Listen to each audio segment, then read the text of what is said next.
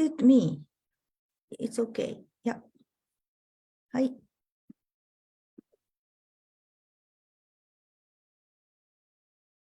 Shall I press the recording?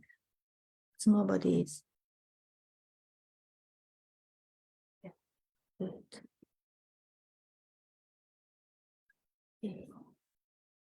Hi. Okay, let's start. So hi everyone. Welcome to Wsdj Japan 2023. The theme of the World Speech Day this year is Shared Idea for a Better World. より良い世界のためのアイデア。My name is Kaoru Mezawa, project leader of this event. Thanks to the Japan Foundation for their generous support for this project, we are able to hold this event at CFLS Durham University again this year. We would also like to thank the Japanese Embassy, which has been supportive of this event since 2019. Before we start the event, let me explain what this event is about. There are mainly 3 points that make this speech event rather special. First of all, World Speech Day is the day to celebrate the power of speech all over the world, in more than 100 countries every year. This means that speech is not just for people in certain professions, such as politicians, but every one of us is entitled to express our personal message in the form of speech. Based on World Speech Day's motto, Unexpected Voices, in this event, we emphasize conveying a unique message that each person has in their heart. We encourage them to put it into words and communicate it in the form of speech, rather than focusing too much on the level of language or experience of giving speeches. Most of our contestants have little experience of public speaking. Secondly, in World Speech Day Japan, each speaker will present speech in the language they are learning. Instead of native language, Japanese students will give speeches in English, and learners of Japanese from the UK will present speeches in Japanese. Thinking in a foreign language may require an extra work and effort, but at the same time, it can make you think more carefully and deeply about the meaning of words. Thirdly, we focus on the process rather than the result, meaning that we prioritize the process of creating speech rather than the outcome of the speech contest. We focus on what we have learned in the process of preparing speeches, working together, and learning together, making this day one of our goals. If it was just about the result, we could perhaps ask ChatGPT to make a speech for us instantly. However, such a speech has no value in our view. Even if it might not feel 100% perfect at this stage, a speech that has been well thought out, discussed, created with effort, and revised many times has soul and special value. By presenting it here today, there will be more to discover, learn, and develop. In other words, the speech may continue to develop in the future rather than considering today as its final goal. And in addition to the effort of each and every speaker, we must not forget the organizing staff, advisors, and mentors who have been supporting the participants in workshops over the past 3 months and have made this day possible. Therefore, I'd like to introduce the members of our organizing team now. So advisors, Fiona Long, English language specialist, Keiko Kelly, Japanese language specialist, Kenshi Suzuki, Toastmasters Japan, Stephen Kelly, English language specialist. Mentors, Daniel,そっか、全部読むんじゃないんですね。Okay. So first, let's show the advisor's face. Sorry. Can you unshare? Yeah. So 2 of them, not all of them could be here today. So Fiona Sensei and Suzuki Sensei, thank you very much. Okay. And mentors. Daniel Williams, University College London alumni, Edmund Ho, Durham University alumni, Nathan Stewart, Durham University alumni, Rika Tokui, third year Sophia University, Tokyo, I'm sorry, and George Mullins, Durham University alumni. And two of them are here today. Tokui-san as well. Can you pin? Can you pin Sky-san? Two people. Is it a pin? Okay. I was wondering, because you have been working on this for quite a long time, would you like to say a few words? I'll let Tokui-san start because I think she's put in a lot more effort than me.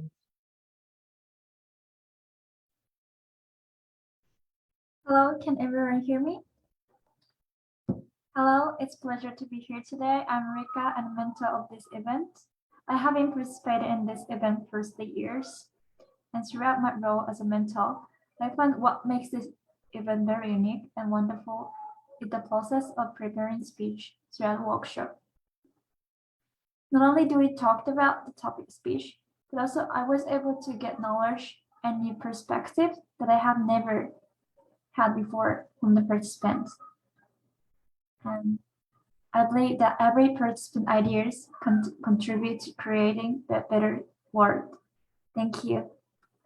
Thank you. Edo-san. Yeah, thank you, Tokui-san. Just to add on to that, what really makes speeches unique is that you see the ideas grow throughout the process. At first, it's a vague idea, and then over time, it becomes more concrete. And the ability to convey that to everyone, I think, is what really makes it special. And as part of the process, we have monthly meetings, weekly meetings to help participants construct their speech. And I hope you guys all today enjoy the individual voices that come through the speeches today. So hope you guys all have a good time, and thank you very much for coming. Thank you. And next, okay, so yeah, technical supervisors could not be here today. Gretel Sigurjonsson, IT manager, and Helen Kant, a learning teaching administrator of CFS Durham University. And then Sky Carroll-san, she has joined for as a student ambassador in the last minute. And also we couldn't add Zoe-san also is joining as a student advisor in the really last minute to support this event. Thank you so much. Okay, shall we move on? Okay, now let's start the event. Program of the opening was first from Mr. Mark Critchley, Director of the Center for Foreign Language Study at the School of Modern Languages and Cultures, Durham University. Thank you, Karu. It's a pleasure to welcome everybody today again for World Speech Day Japan. It's morning here in the UK, and I know evening time for those of you who are based in Japan. And we're looking forward very much to hearing the speeches from the participants, first of all, from those of you who are in Japan, giving your speeches in English, and then later on this morning, those of you based in largely in Durham, giving your speeches in Japan. I'd like to formally welcome you all virtually to Durham University. It's a shame we're not able, or it's easier to hold these events obviously online. And as director, it's a pleasure for us at the Centre for Foreign Language Study to host World Speech Day Japan, which has now been, I think, in our 4th year, based in Durham.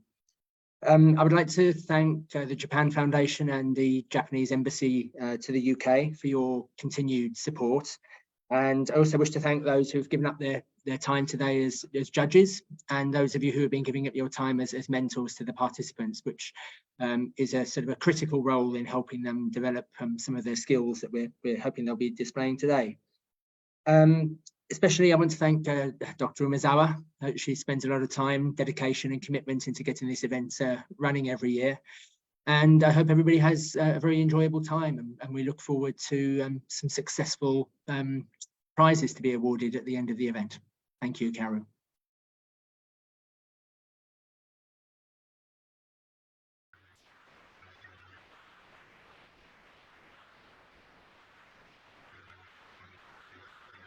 三沢先生、声が出てないです。すいません. Thank you. Thank you, Mark. And now let's hear from hear the opening words from Mr. Shinichi Tanaka, Director, Japan Foundation, London. 皆さんおはようございます。Good morning, everyone. My name is Shinichi Tanaka, the Director of the Japan Foundation, London. The Japan Foundation, London works to promote cultural exchange and friendship between Japan and the UK.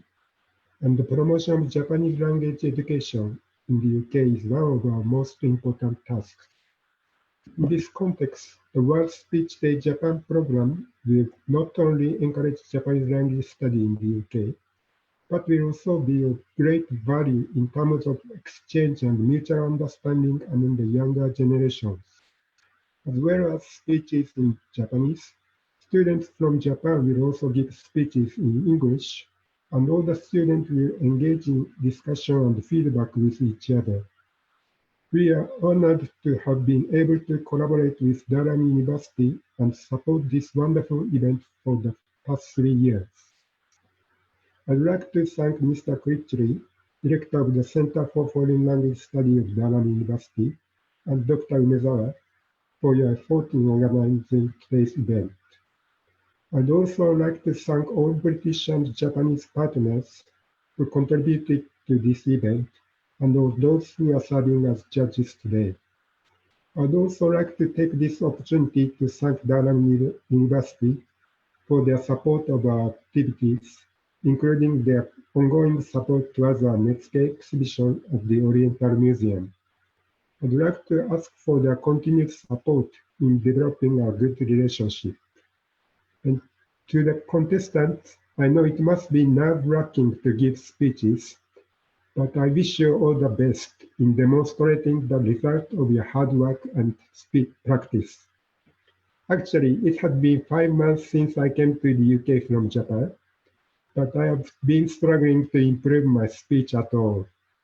I'm hoping to find some hints to improve my speeches by listening to your speeches today. それでは皆さん頑張ってください。Good luck. ありがとうございました。Thank you very much, Mr. Tanaka. And finally, we will hear from Ms. Yoshiko Matsunaga, First Secretary of the Japanese Embassy in the UK. 皆さん、こんにちは。イギリスにある日本大使館で働いています。松永と申します。今日皆さんの発表を聞けることをとても楽しみにしています。これまで何ヶ月もの間、大変だったと思います。今日はこれまでやってきたことを自信を持ってリラックスして発表してください。And please allow me to have a few words to organizers and judge teachers here today. I am Matsunaga, a first secretary at the Embassy of Japan in the UK. And I'd like to express my sincere gratitude for all people involved in this program. As some of you might know, this year marks 410 years anniversary for the friendship of UK and Japan. Since then, people in both countries have developed friendship not only at political level, but also at grassroots level. A speech contest like this would be one of the best practices that facilitates understanding each other in next generation. I really appreciate your continued support for both British and Japanese students who learn each other's language. Thank you very much. Thank you very much. Thank you very much, Ms. Matsunaga. So now about Slido, Edo-san. Sorry, first prize, is it? Okay. Okay, prizes, sorry, prizes, excuse me. So first prize is Amazon voucher, £75 for English each in English speech and Japanese speech. And there is also one special prize at the very end, and also £50 also for Amazon vouchers. And all participants will receive original World Speech Day participation certificate. So another thing that makes World Speech Day Japan unique is the idea that you, as the audience, can also participate and contribute your voice to the speeches. Now, we'll be using Slido to do this, and there'll be two ways in which you can join the speech. You can either enter via slido.com and enter the event code. Alternatively, you can enter the QR code using your phone by scanning the barcode on the screen. Now, please note that there'll be multiple codes throughout the events, and when we change codes, it'll be really obvious. So just pay attention to the screen, and we'll do a quick example to get everyone engaged, okay? So this is example page on the top left. You can see the QR code, and on the bottom left, you'll see the Slido code. And we'll do a quick tester to see if everyone can onboard. So if everyone has a phone or can enter via online, you'll be able to start putting in words and be able to contribute for today's event.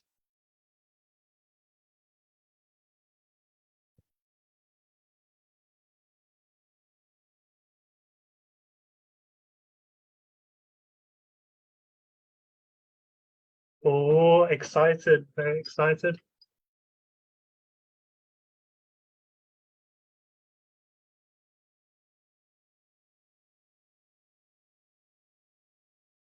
Now, you can enter multiple words at a time, so 数回も入力できます。今の気持ちを一言で表してください。Feel free to put in as many words as you want. The idea is the more words you put in and the more words are repeated, the speaker will be able to hear your voice better. So put in as many words as you like. Amazing. ワクワク。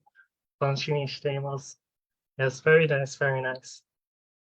So this is sort of the format that we'll be using throughout the speeches. So I hope everyone will be excited, and then if Kaoru Sensei is ready, we'll move on to the speeches in English.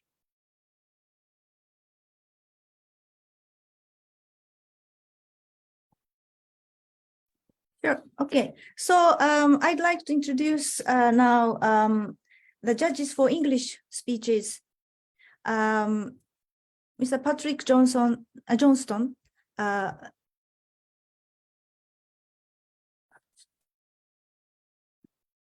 Mr. Patrick Johnston, lecturer at Ritsumeikan Asia Pacific University's Center for Language Education. Ms. Kuniko Soga, Toastmasters Club, Japan. Mr. Mark Critchley, director of the Center for Foreign Language Study at Durham University. あれ、ジャッジをピンしてください。Not me.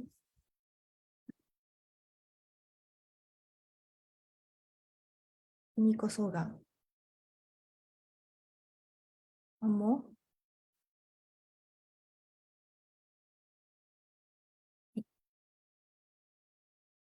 So these are the judges. Okay. Okay.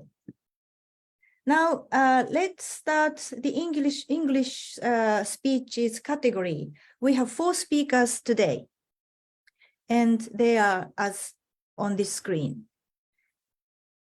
Lot of interesting topics, don't you think? Okay.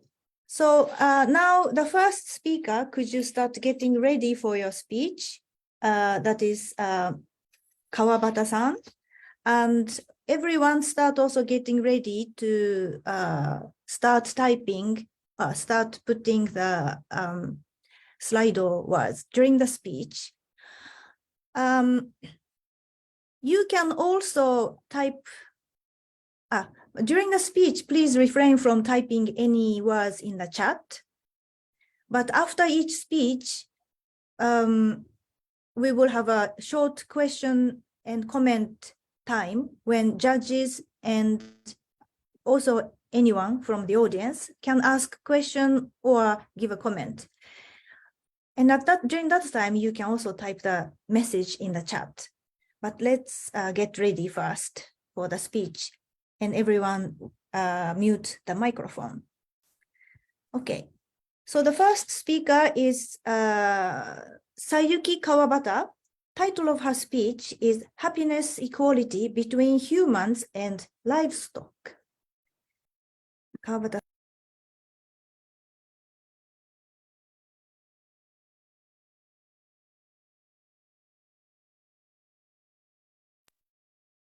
Sky-san, please pin the speaker.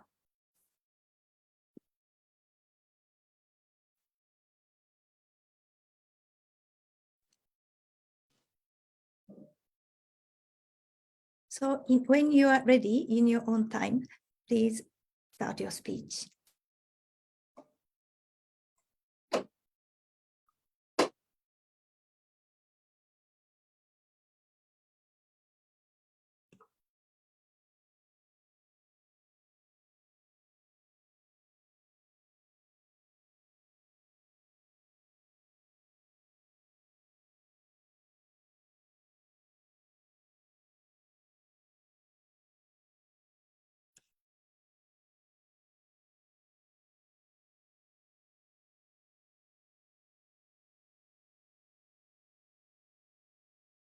Have you ever thought that it's too luxurious to be able to eat meat at every meal?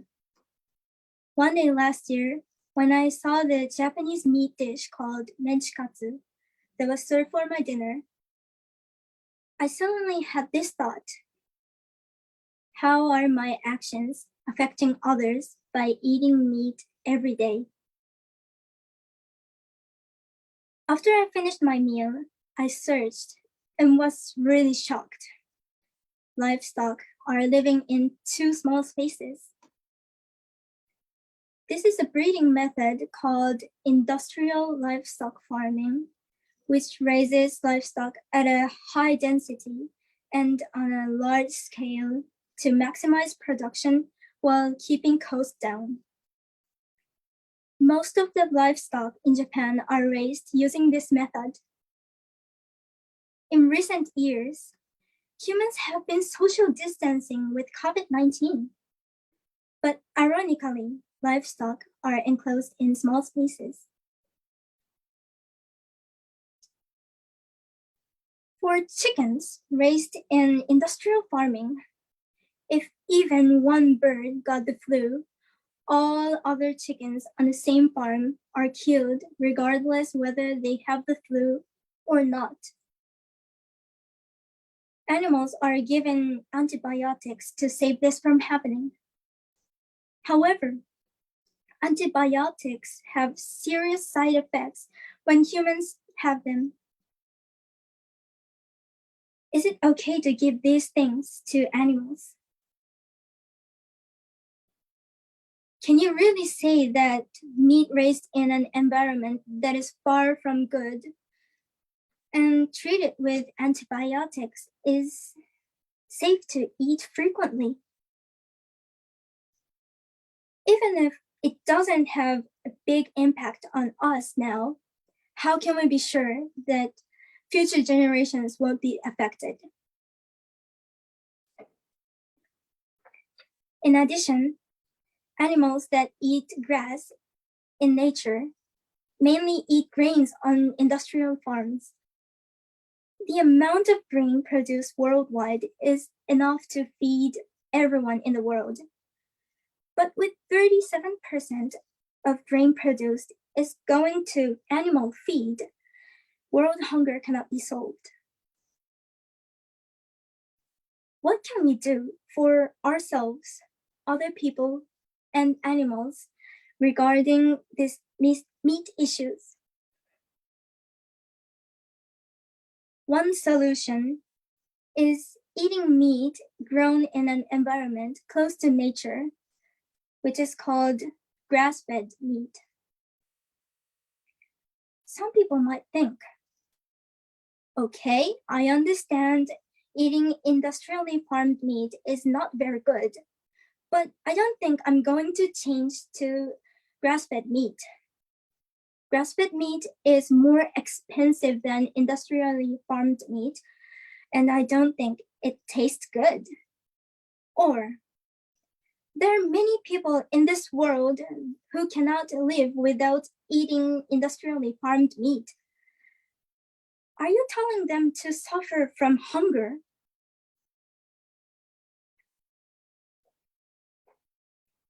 Grass-fed meat is a little more expensive, but actually, it is more nutritious, delicious, and healthier than industrially farmed meat. And the reason why there are people who have nothing to eat other than industrially farmed meat is that people who have enough money seek meat that is cheap and available in large quantities.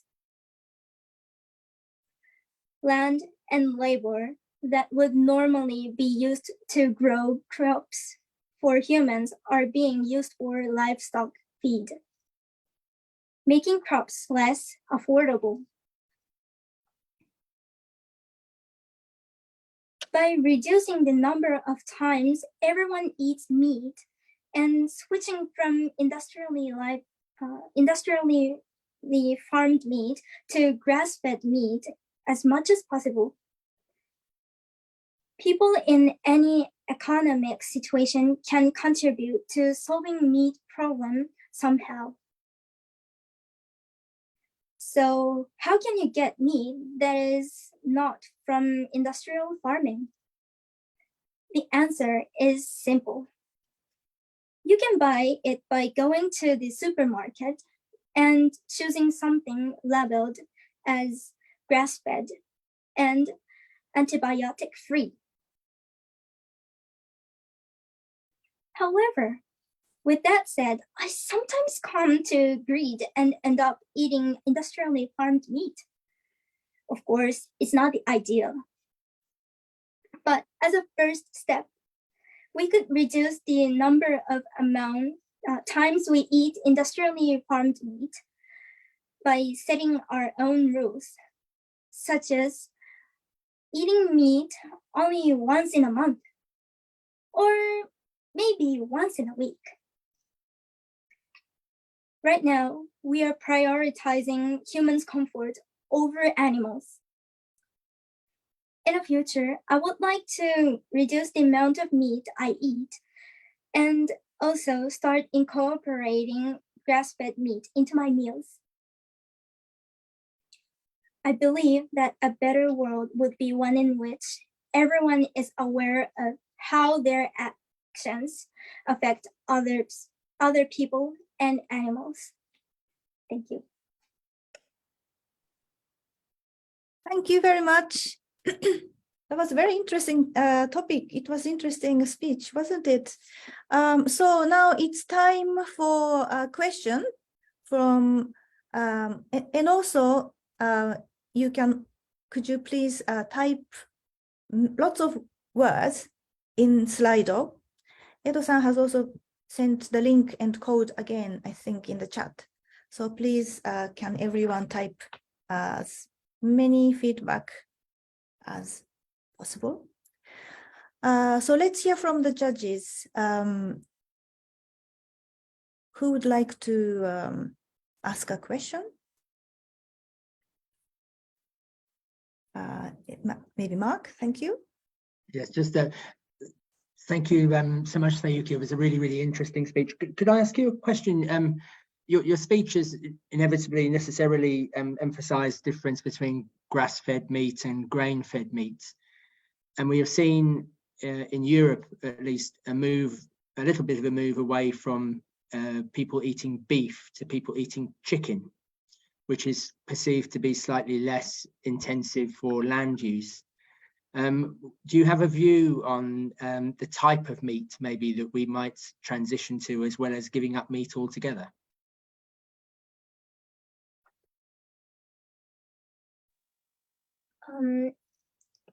Can you yes, I will. Please? I will repeat. Yes. Do you think, in addition, maybe to stopping eating meat altogether, we maybe should move away from certain types of meat? For example, eating less beef, in eating more chicken instead, for example.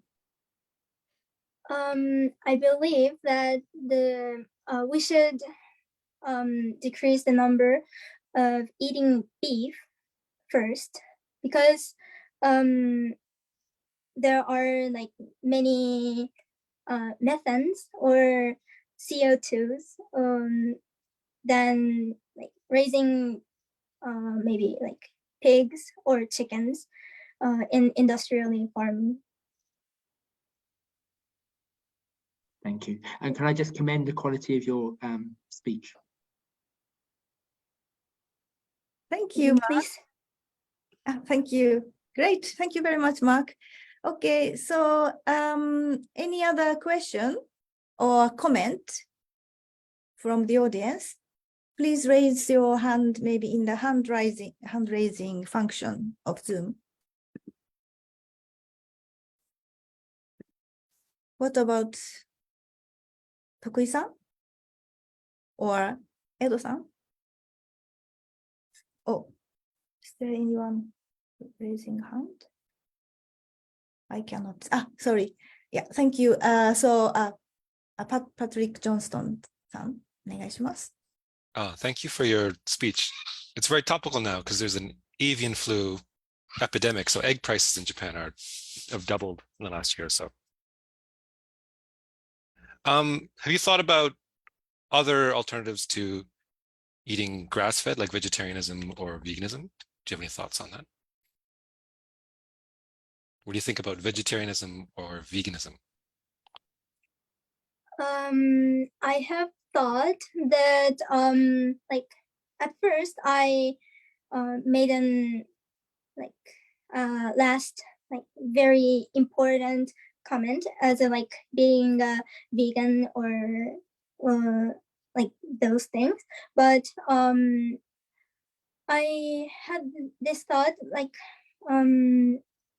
there are people who wants to eat meat, so like I thought we should not stop those people to eat meat, because this topic is the for the better world, and my better world is thinking about, of course, ourselves, but for other people and also animals. So no one can't be like maybe like forced to do not do something or to do something. So yeah, my final comment is not, well, not everyone should be like being a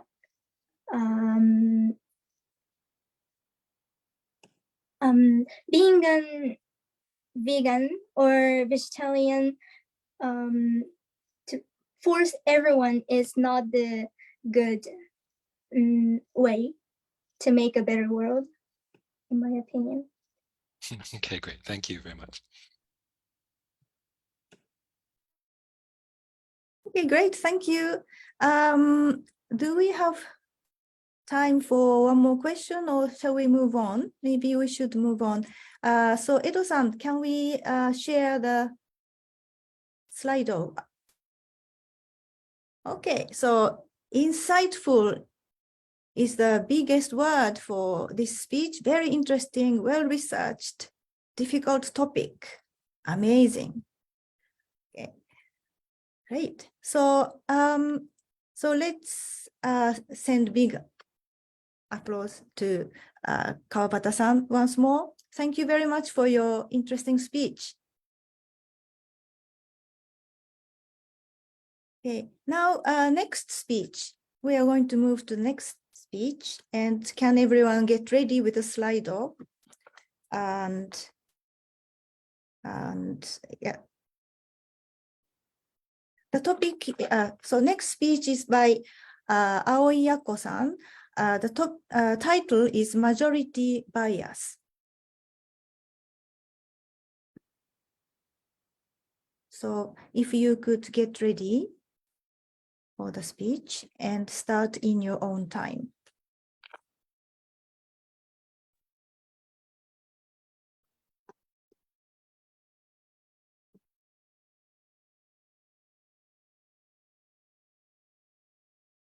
Can you hear me okay? Yes. Thank you.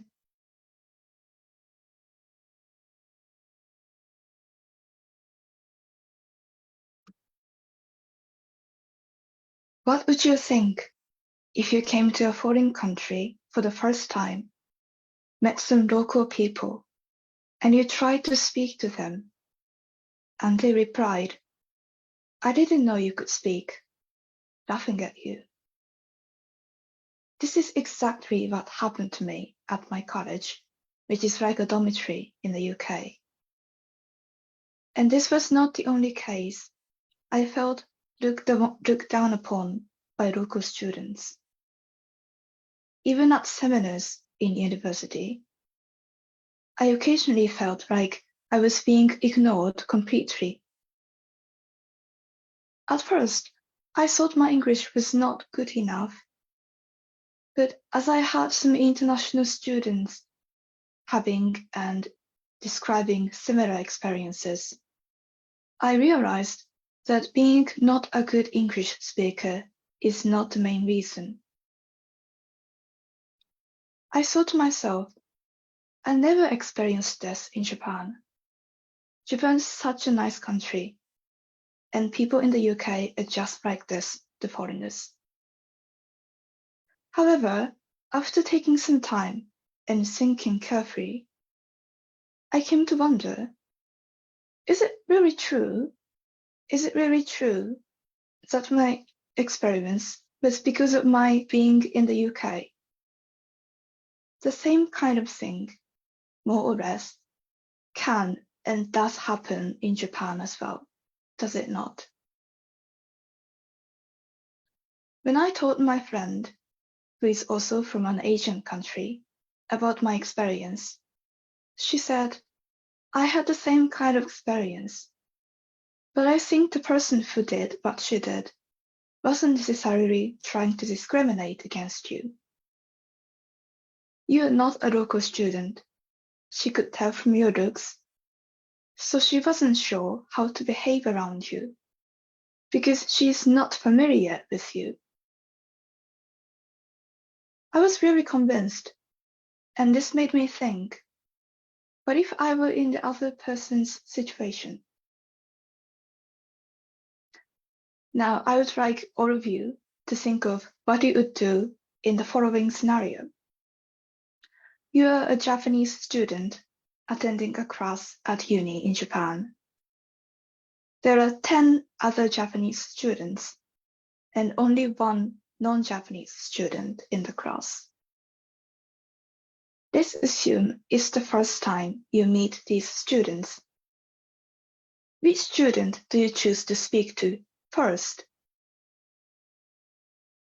Although if you realize there is one non-Japanese student, I would say many of you would choose one of the Japanese students, not the non-Japanese one.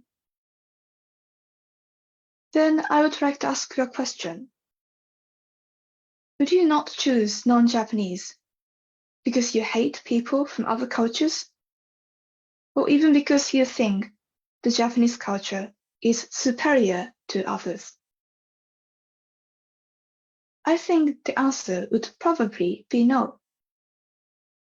And I guess you chose Japanese without thinking so much about choosing people by culture or race. You just chose what or who is familiar to you. So when you're a member of majority, you could choose maybe from a friend from the majority, not from the minority.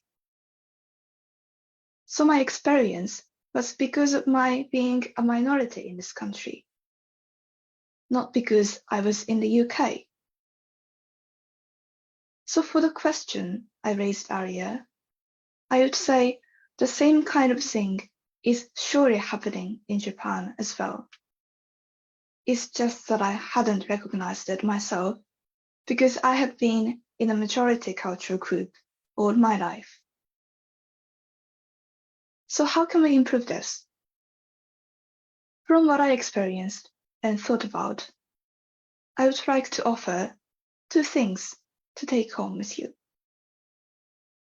First, think about the possible consequences of your actions. Of course, I understand it's sometimes not easy, very difficult to guess what your action might cause. But being aware that your innocent action could hurt others makes a big difference. Second, try to put yourself in a different position. Put yourself in others' shoes. When there is a majority, there always be a minority as well. So when you belong to a majority, take some time to think about the other minority, and vice versa. So these 2 points, think about the possible consequences of your actions, and put yourself in others' shoes, are important for making a better world for everyone. Thank you. Thank you very much, Yako-san. So now everyone please type in your comments, feedback or the words, your impression words in Slido. We'd like to have lots of words on the map. So if you could type as many words that kind of provoked you from this speech as possible. And also the question from the judges.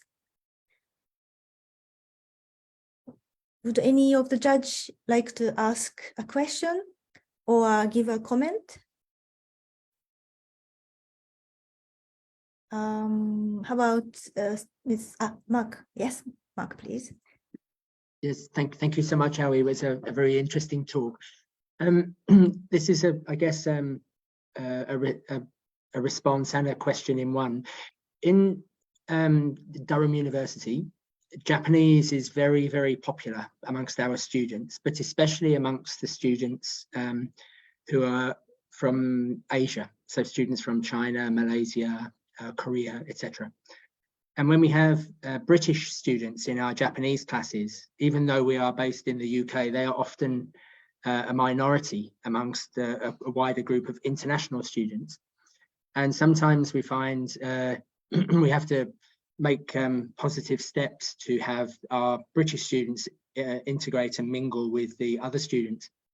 Have you come across this problem in your journey through life so far in your studies, where maybe the not so much when you have an individual, but you have groups of students who maybe don't mingle quite so much because of their cultural background? Yeah, I think in the class, of course, there are many like British students, local students. So it's difficult for me to like speak to them, like being a friend or like talking about lectures or something. And just as I said, like at the seminars, it's a bit more difficult to like taking in part, because I think the part is because my English is not good enough, but the more it's like British people kind of like being a majority and being together all the time from my view. So I think it's difficult to like go into that group or speak to them. And it's not just like because they are British, like if we are like in a southern group, there are many Chinese students or Asian students. So in that case, I think local people may feel difficult to get into that group. Yeah. Thank you, Aoi. It's a challenge to cross those cultural boundaries. Yeah. Thank you. Any other question? Well, I have a question. This is not really a question, pretty much of a response to what you have just said, because I had the same experience when I went to study in the United States nearly 50, 60 years ago.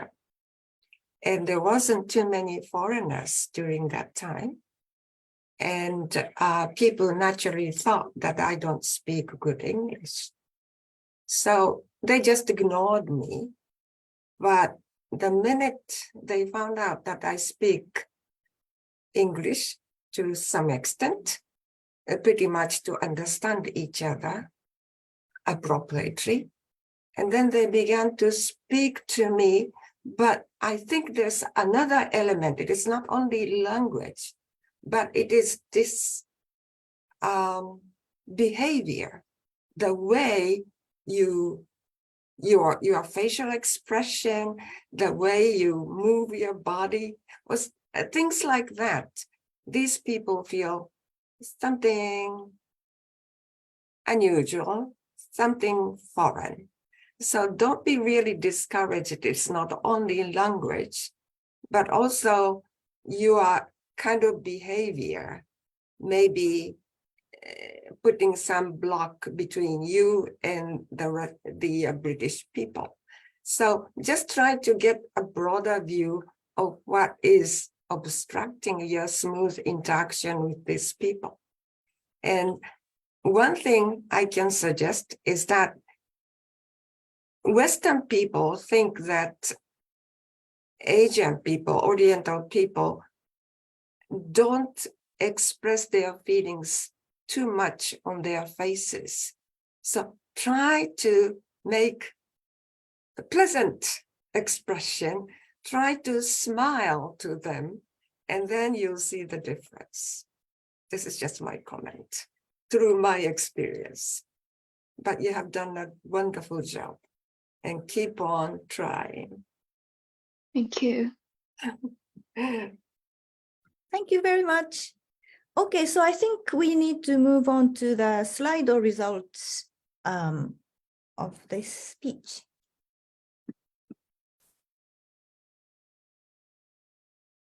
Oh, wow. So this is the word map. Humane. Body language 効果的でした。Insightful, honest, fascinating, empathy. Oh, very nice feedback. Okay, great. Thank you very much again, Yako-san, for the great speech. Again, Edo-san, okay, so the next slide is, as you can see, the color is different. So you need to scan again or put the different code. So make sure before we start, you get the right Slido page, the renewed page. So, okay, and meanwhile, next speaker can start getting ready. Okuda-san, Tomoko Okuda. The title of the speech is Knowing, Touching, and Understanding.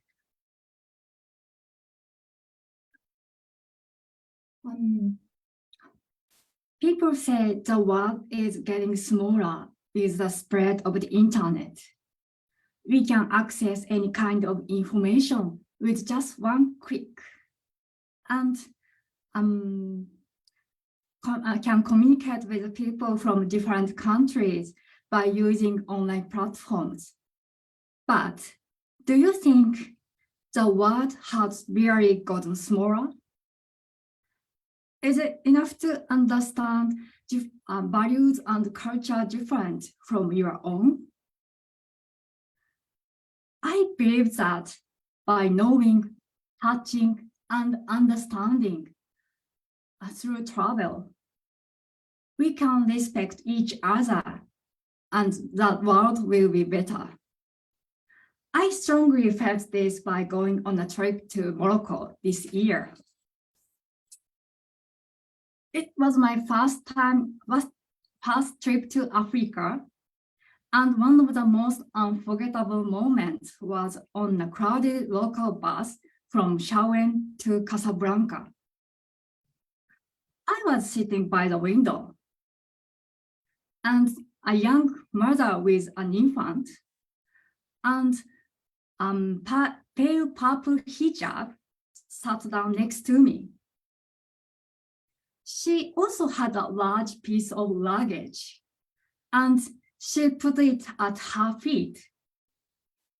But it was so large, it entered my personal space.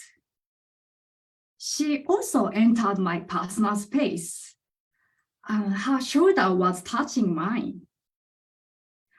But it seems that she didn't mind, because this closeness between strangers is uncommon in Japanese culture.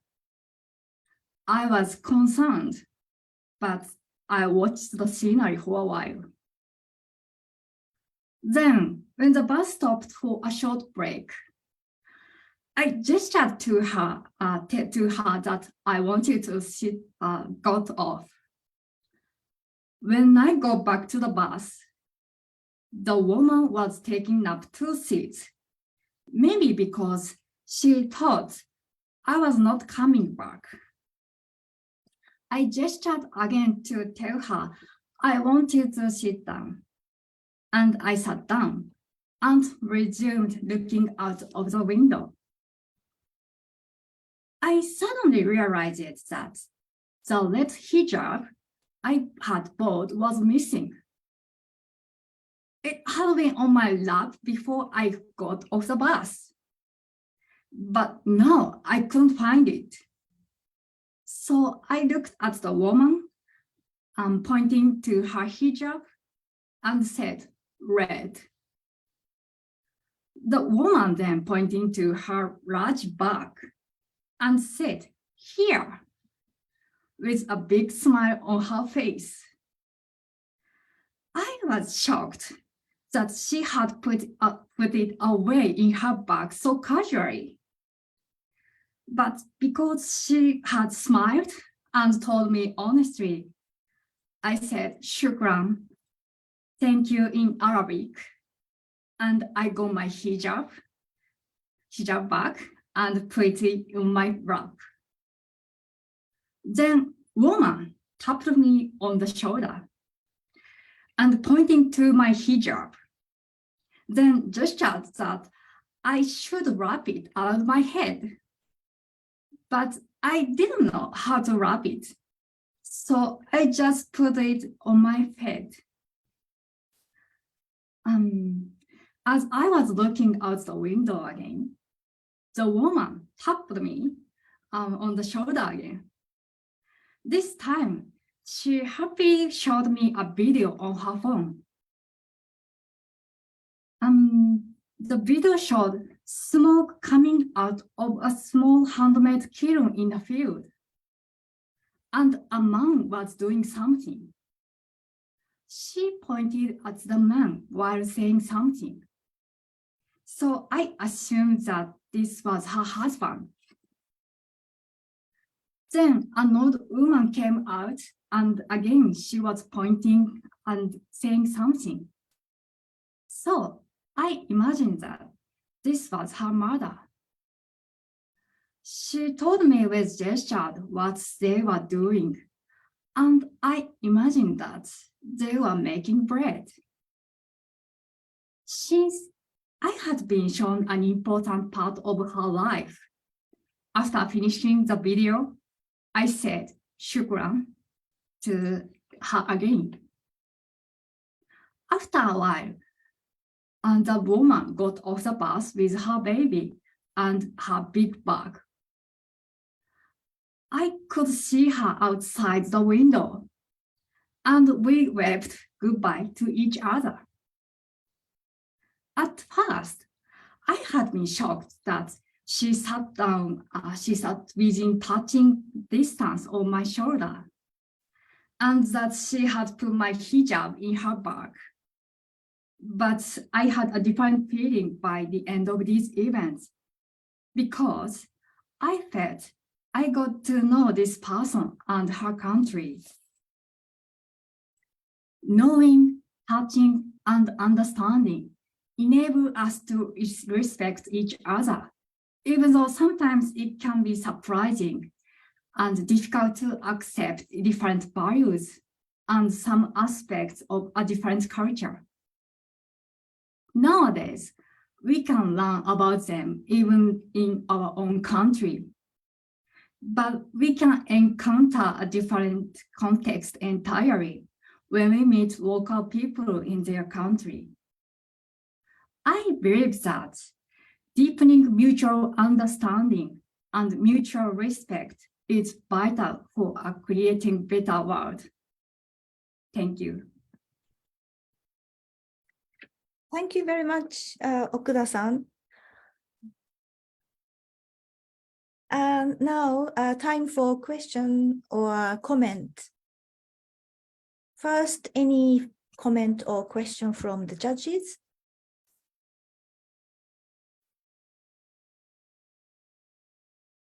Or from the audience or advisor, mentor, Tokui-san? Oh, okay, Patrick, and then Tokui-san after that, okay? Thank you again for sharing your experience. I'm wondering if there's any Japanese traditions or things about Japanese culture that you would like to teach to the British people. Like, what do you think about Japanese culture that you'd like them to understand better? Or maybe it's a big, difficult question. Yeah, thank you for your really great question, but it's very difficult to. No, that's so most Japanese people have some. Or something you think is often misunderstood about Japanese people or Japanese culture. Misunderstand.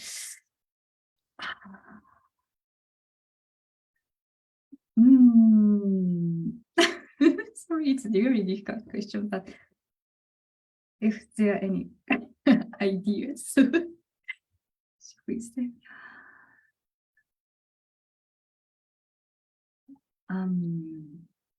Maybe it's a little related to the second speakers on how Japanese people can express, openness and share with people from other cultures. But yeah, it's maybe too hard of a question. Okay. Could I maybe jump in into that? You've very well described an experience you had yourself when you were traveling outside of Japan. Have you had a similar experience in Japan with somebody who was visiting your country?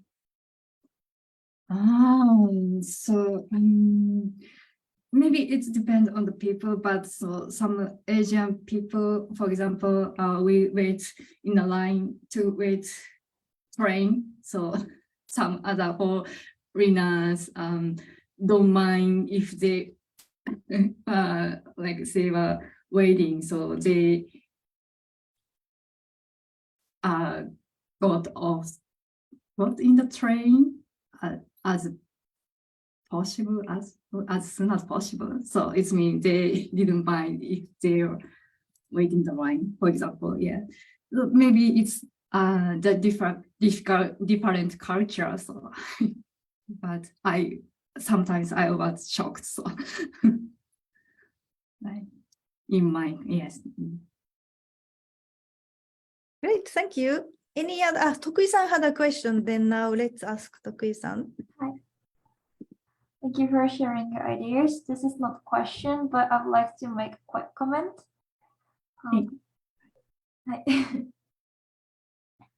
I was able to imagine the scene clearly, and your language, your gesture, tone of voice, and speed is so effective.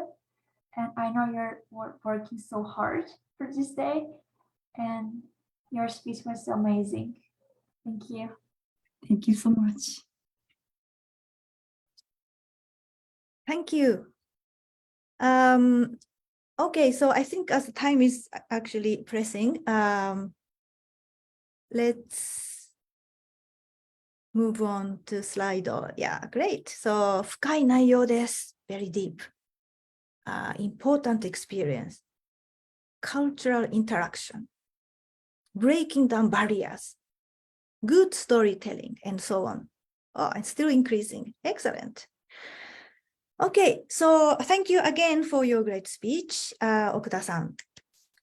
So now we are also again going to move on to the next speaker. So is everyone ready? I want to make sure everyone is ready with the Slido because we have quite a few audience. So if everyone in the audience, make sure that you are logged in to Slido to get ready. So everyone can give a comment to make the map as nice as this one. Okay, so let's move on to the next speaker. Next speaker is Suzuyo Matsuoka. The title of her speech is Cultural Exchange Expands Through Museum Exhibitions.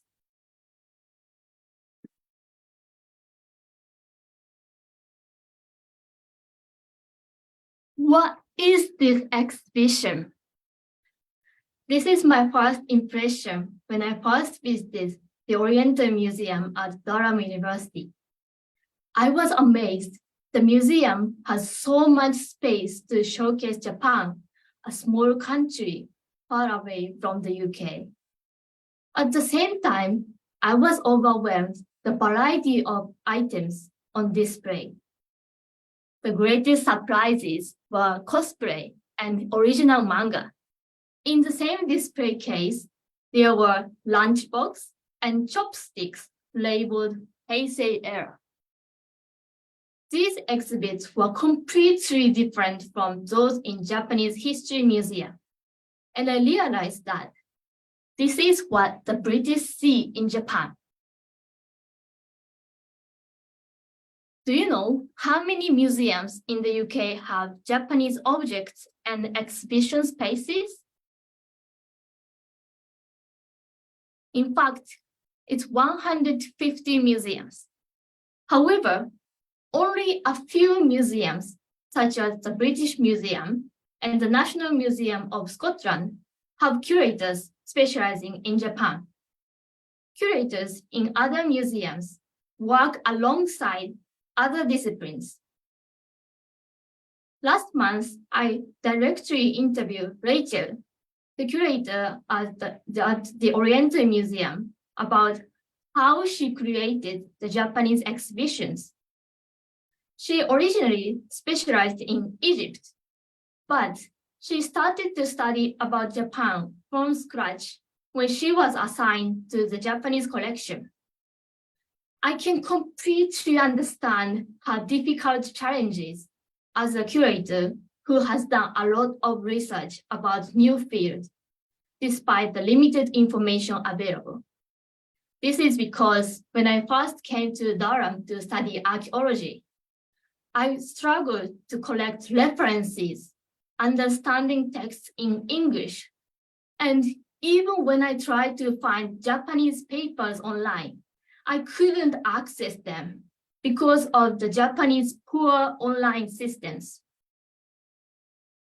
Rachel's first step was to make a connection with people specializing in Japan, such as the curator at the National Museum of Scotland.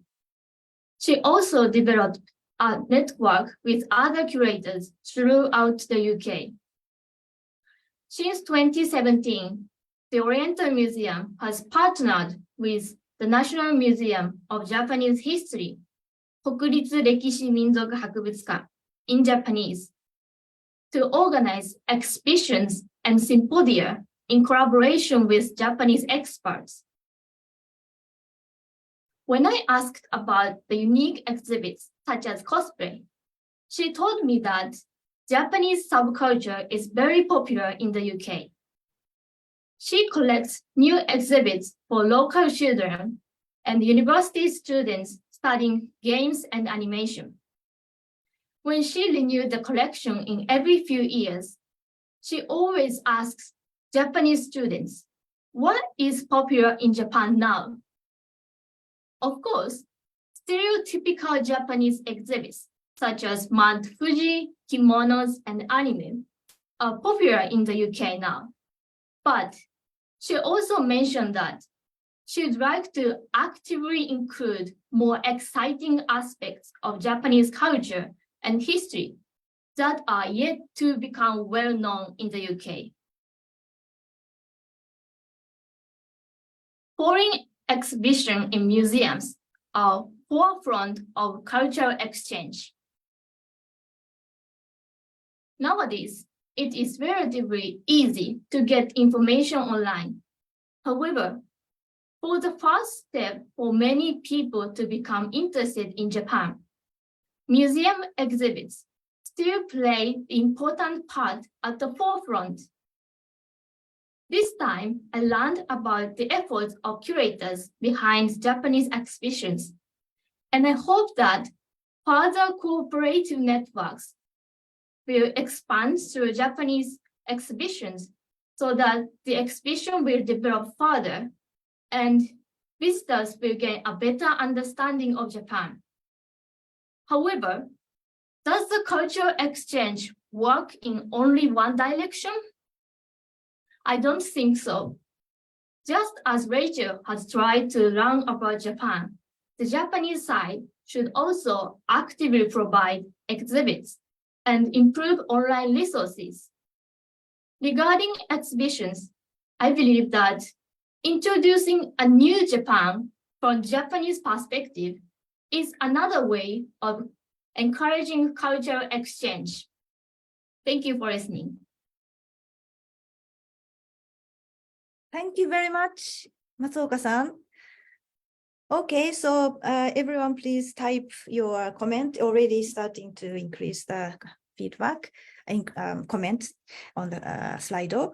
And any question or comment from the judges, please. Okay, then we can first ask the audience. Any feedback, comment from advisor, mentor? Hi, Edo-san. I've got, thank you very much for your speech, Matsuoka-san. I've got a quick question. So you mentioned a lot about Japanese culture being in the UK, but if we reverse that to British culture in Japan, what part of British culture would you like to showcase to Japan? So do you mean if I introduce British culture in Japan? So what Yes. should I do? So, actually, I'm not familiar with British history so far, so I'm studying now. But if I want, I think I will do the same thing as Rachel did, like the subculture are very popular nowadays because it is easy to understand and everyone can search online or get a lot of information. So maybe I will do the same thing. But if I have enough knowledge, I want to actively include more exciting aspects of British culture. So maybe I need more knowledge and also other experts specializing in British archaeology or British history. So maybe network is very important for both sides. Yeah, thank you very much. Network is definitely important, and as Matsunaga-san mentioned earlier, it's 410 years of continuous relationships between the UK and Japan, and hopefully through museums as well, we can sort of expand cultures and build connections further. Thank you very much, Matsuoka-san. Does anyone else have any questions or comments? Okay, Mark, please. Just a brief question. One thing that struck me is your sentence about introducing a new Japan to the UK. When you see museum exhibits about Japan in the UK, and as particularly I'm asking you as a young person, the new generation coming through, is there anything that you see about Japan presented in the UK that you think you would like maybe to replace and replace it with something a bit more modern or different, to break down some stereotypes perhaps? Yeah, it's very interesting for me to see a lot of Japanese exhibits in the UK. But if I can do something new, I want to put more prehistory exhibits because I'm studying archaeology. And these days, Neolithic period is very popular And in the Stonehenge Museum, there is an exhibition about Stonehenge and similar monuments in Japan. So it's very new. So I hope more prehistoric aspects will be presented in museum in the Britain. Thank you. Thank you very much. Any more comment? Quick comment? I have a comment. In relation to what you have just said, that you wanted to have all the history included in the exhibit at the British Museum. So I understand from the people that you talk to that they get information about modern Japan from the young people who come to the UK to study. But this is one particular group of people of Japanese. So what other group of people would you recommend for this curators to approach to get to know the older Japan? I want to say everyone, but yeah, I But think it may not be difficult to approach everyone. So what kind of group, age group, would be able to give some different idea or aspect of Japanese culture, different from what the young people can give now? Yeah, I think especially in the Oriental Museum at Durham University is for local school children and university students. So I think the Japanese subculture is very good thing for young generation. But I think if I can do something to grab their attention to prehistory at the same time, it's very grateful. It's great thing. So I haven't a specific idea. Thank you. Okay. Would you recommend to interview school kids from Japan? Yeah. Because they would be the same age group of those who come to this museum at Durham University. Yeah, I think it's very good idea because when Rachel asks Japanese people what is popular in Japan, usually she asks university students from Japan. So maybe her research results depending on university student. But if there is a collaboration with Japanese museums or researchers, maybe they can get more data from like younger generation and also older generations. So I think collaboration is also good thing for expanding generation target. Okay, thank you very much. I think because of the time, I'm afraid we have to move on. Thank you so much. Okay, so Edo-san, can you show okay, great. So cultural exchange, interesting. 発音、発声がとてもいい。Insightful, effective gesture, and so on. So thank you again, Matsuoka-san, for your great speech. Right, so I think this is the end of the, sorry about the time, a bit pressing, but this is the end of the first part, English speech. Now we are going to have a 10 minutes break, but if possible, we'd like to shorten the break time. It will depend on actually how long judges will need to make a decision. So let's say between 5 and 10. What do you think, Mark? How much time do you think you might need for the judges? Well, we can try and be as prompt as we can, but I guess we need to speak to each other first. Of course. So we would like to have a break. if you could start coming back after 5 minutes, and the judges are going to be in the breakout room. Sky-san, お願いします。And see you in 10 minutes maximum.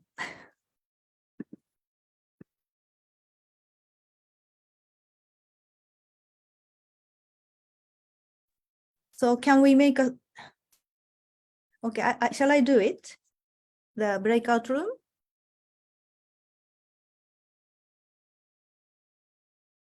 I can do it, but I need the permission, co-host permission. Oh, are you not the host now? No, I accidentally disconnected. I see. I think I'll just do it. So one The breakout. breakout room should exist already, I hope. And then you There can were just 2 breakout rooms. It's okay. Okay. I just, how do I assign?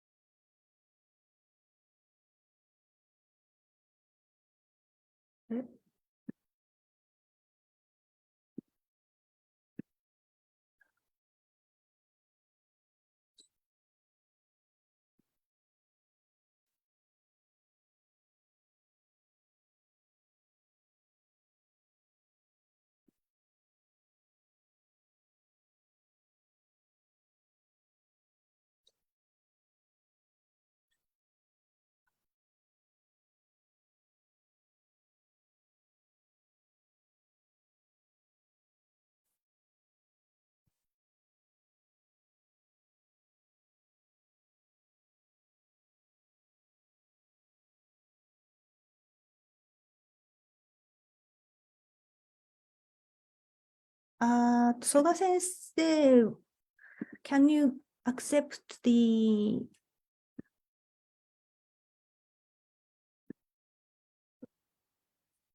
can you go to break? ソガ先生、ミュートしています。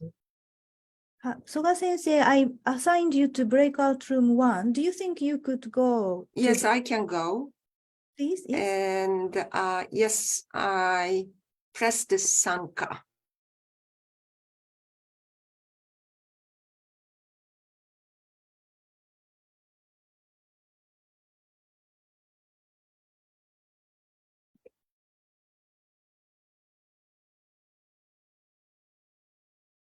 Edo-san?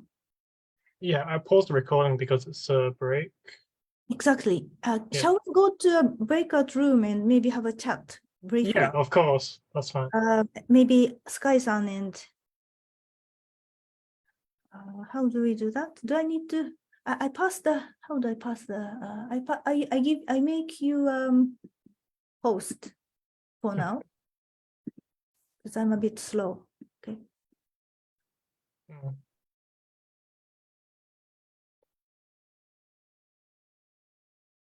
And maybe you and Sky-san and maybe Zoe-san, if Tokui-san's available, we could probably. We should be conscious of the time. Exactly. But we can't discuss here, right? Okay. I just Sky-san, would you be able to make the room? I've never actually done. Oh, I see. Oh, I see. I see. I should have made. Can you make him? Yeah. Sky-san, you're now host. Okay. I think we needed to make the rooms before opening them. I don't think we can change the rooms once they open. Oh, okay. Never mind. I just wonder. Before the latter part, we need to talk. We can maybe do a messenger call. Sure. We mute the microphone here and talk on the messenger. Yeah.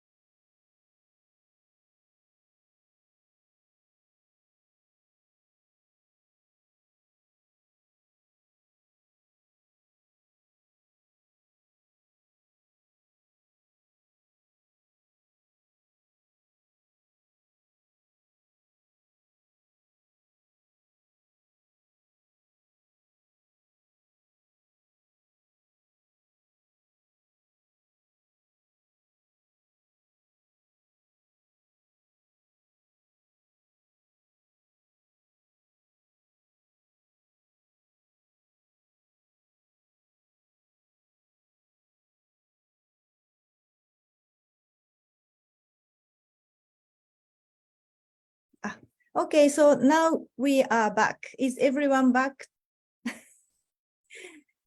Ready to hear from the judges? It seems to have been very difficult to decide. So, so can I ask the judges to announce the result, please?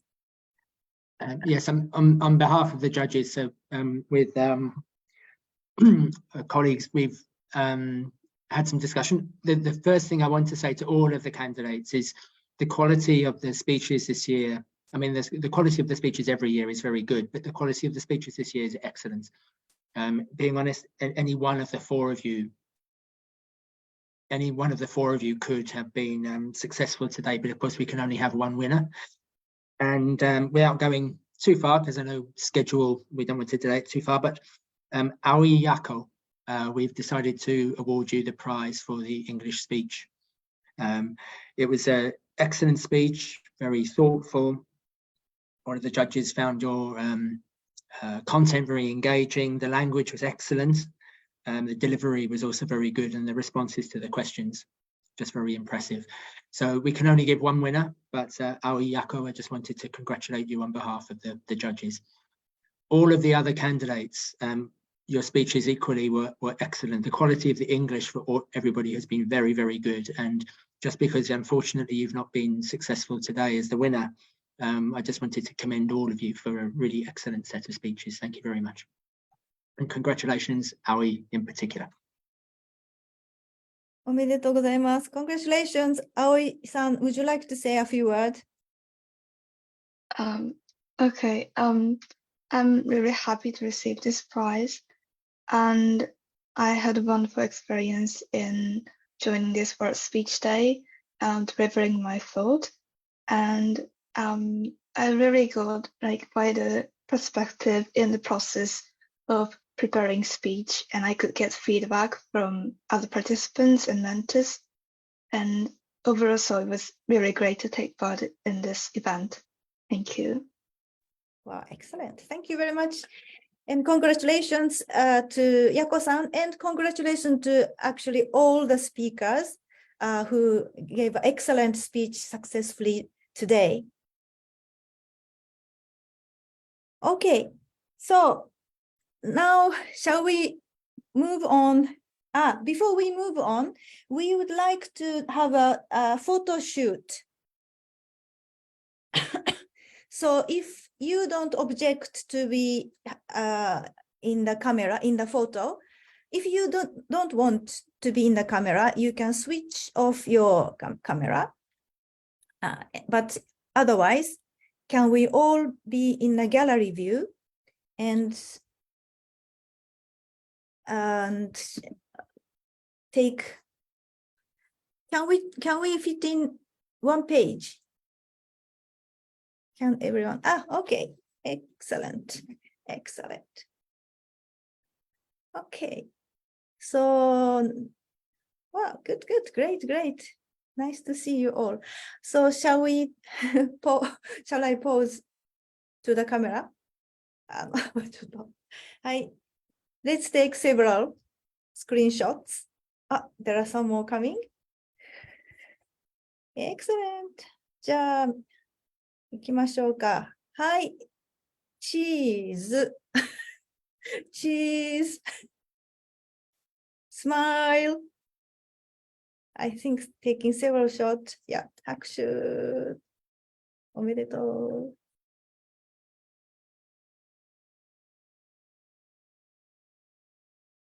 Are we done?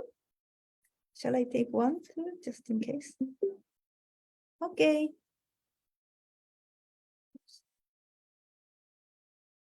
Great.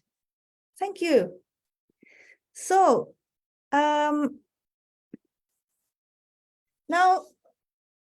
so thank you very much for the speakers and congratulations, and thank you for the judges and advisors and mentors and audience.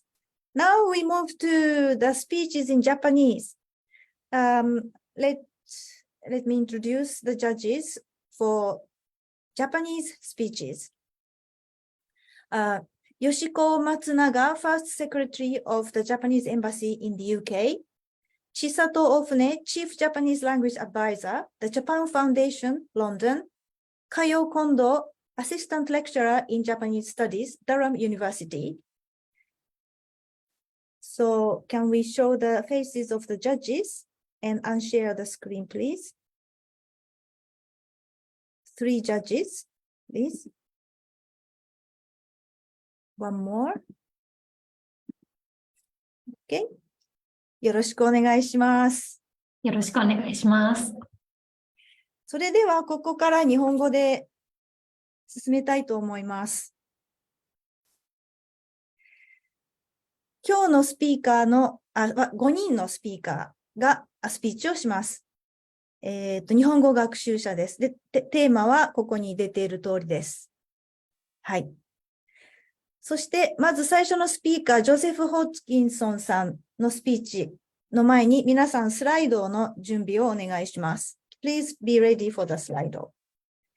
はい。ちょっと待って、私もスライドにスキャンするので待ってください。色が変わりましたので、新しいスライドになりますね。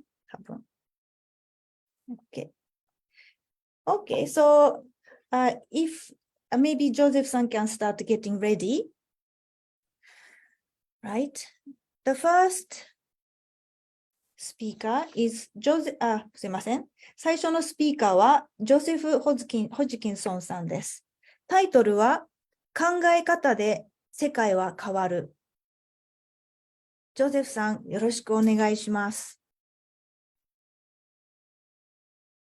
はい、聞こえますか？はい、じゃあ始めます。皆さんは絶望を感じたり、自分を疑ったりしたことはありますか？私はそんな経験があります。失敗や恥ずかしさを恐れて、挑戦することやその機会を避けてきました。そしていつも、なぜ人々が根拠のない自信を持つことができるのか疑問に思っていました。しかし、世界には不可能だと思われていた目標を達成する人もいることを知りました。私のようなもともと心配性な人はどうしたらいいでしょうか？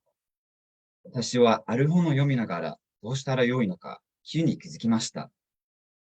その本の中に書かれていたのはインド建国の父、ガンジーの言葉です。人間はその人の思考の産物に過ぎない。人は思っている通りになる。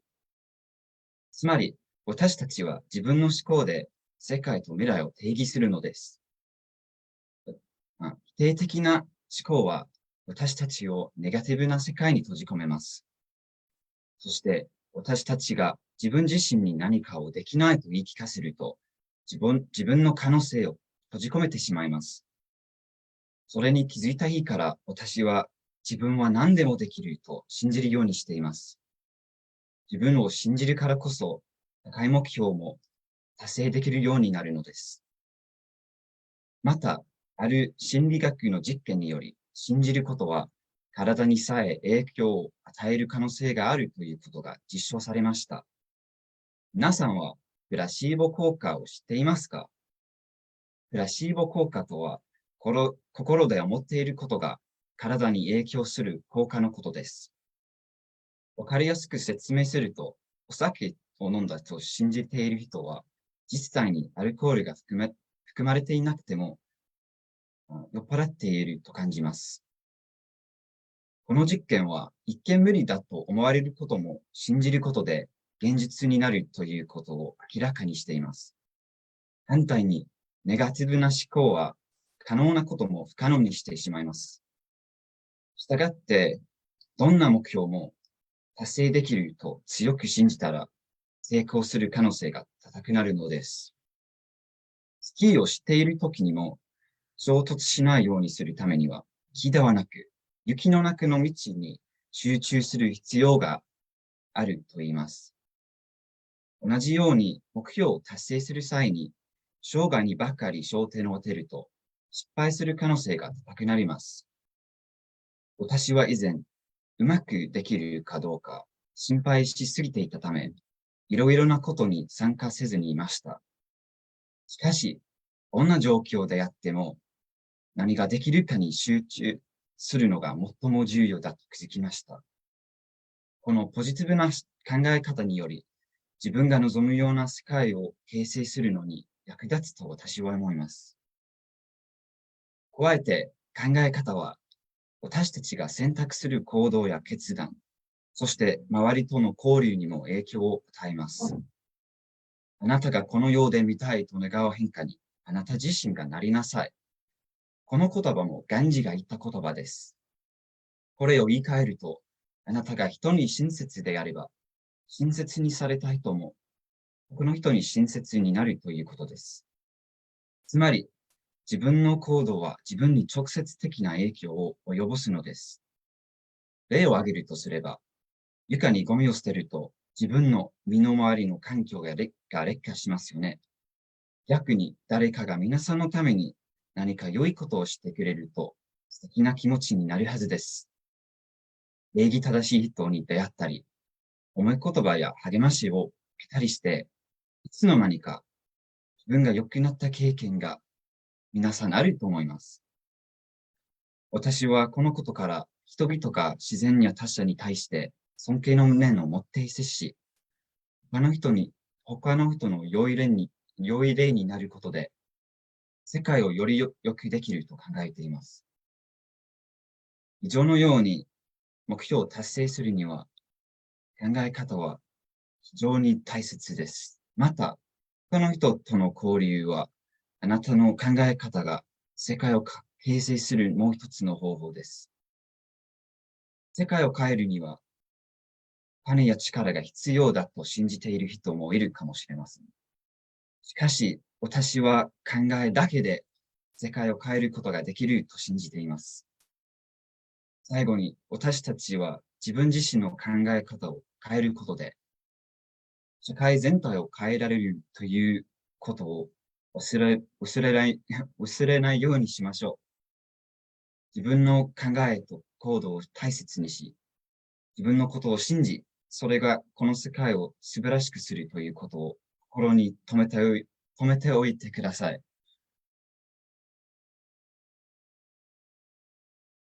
はい、ありがとうございました、ジョゼフさん。はい、それじゃあ皆さん、スライドにたくさんコメントを打ち込んでいっていただけると嬉しいです。そして、それでは質問、コメントの方をお願いします。じゃあ、ジャッジの方、どなたかお願いします。じゃあ、一つ質問させてください。お願いしはい。ます。ジョセフさんは、もともと心配性だったとおっしゃっていましたね。で、今は考え方を変えて、ポジティブに考えるようになったということですが、考え方を変えるのは簡単でしたか？それとも難しかったですか？はい。まあ、やっぱり、もともと心配性な人にとっては、難しいです。今は、まだもともと心配性な人だと思いますが、考え方は良くなったと思います。最初は、小さなステップで、でも自信がもっと高くなる気がします。もっと挑戦に参加することでもっと自信を持つことができると思います。ありがとうございます。私も頑張ろうという気持ちになりました。ありがとうございました。他にコメント、フィードバック、どなたかありませんか？オーディエンスの方、アドバイザーの方、英語のアドバイザーやジャッジの方も、ぜひ、日本語がわかる方は。徳井さんお願いします。はい、スピーチありがとうございました。考え方で変わるっていうのは興味深いなって思っていました。プラセボ効果とか。自分もテニスをずっとしていて、試合でどうしても緊張しちゃってできるって思ってもなかなか最高のパフォーマンスができない時があるんですけど、ジョセフさんはできるかなって心配になった時に、なんかこういうできるって考えるようにすることを意識してますか？言い換えてもらえますか？もちろんです。テニスの試合をするときに、どうしても不安になることがあるんですけど、何かアドバイスとかありますか？はい。不安の時にも、確かに諦めたい気がしますが、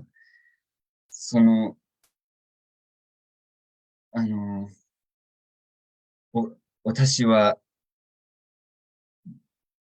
どんな人になる、いつも諦めるなら、それを考えると、やる気を出すことができると思います。そのことで不安をどうにかすると思います。ありがとうございます。明日試合があるので頑張りたいと思います。はい、ありがとうございました。OK。はい、拍手がパチパチ出ていますね、リアクション。それじゃあ、ちょっともっと質問したいですけど、時間の関係で次のスピーチに移りたいと思います。まずはスライド。ジョセフさん、どうもありがとうございました。スライドの結果です。はい。聞きやすい発音とペース、とてもポジティブなご意見ですね。convincing, good message, relatable, and so on. 偉大なガンジーの言葉などあります。はい、ジョセフさん、どうもありがとうございました。それでは、次のスピーチに移る前に、皆さんスライドの準備をなさってください。これは同じでいいんですかね？同じスライドで。はい。それでは次のスピーチは、アンチマオさん。タイトルは推し活です。じゃあ、アンさん。はい。皆さん聞こえますか？はい。はい。じゃあ始めましょう。皆さん、あなたが本屋にいると想像してください。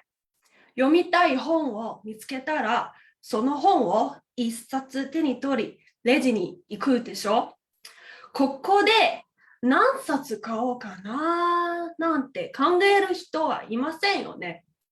だって同じ本を読むのは一冊だけで十分ですから。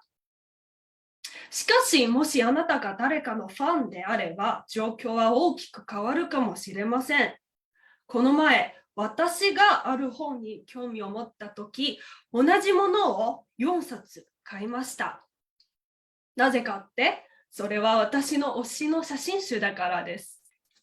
私は200ページすべて 100% 同じものを4冊買って、日本からイギリスまでばっか高い送料を払って送り、そのうちの1冊をたった5分で読みました。残りの3冊は今でも新品のままで部屋に置いています。実はこのようなことをしているのは私だけではありません。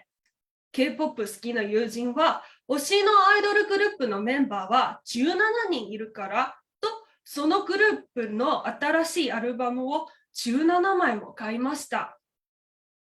ファンになったことによって私たちは判断力を失い、理性を失っているから、このような行動をとるのでしょうか？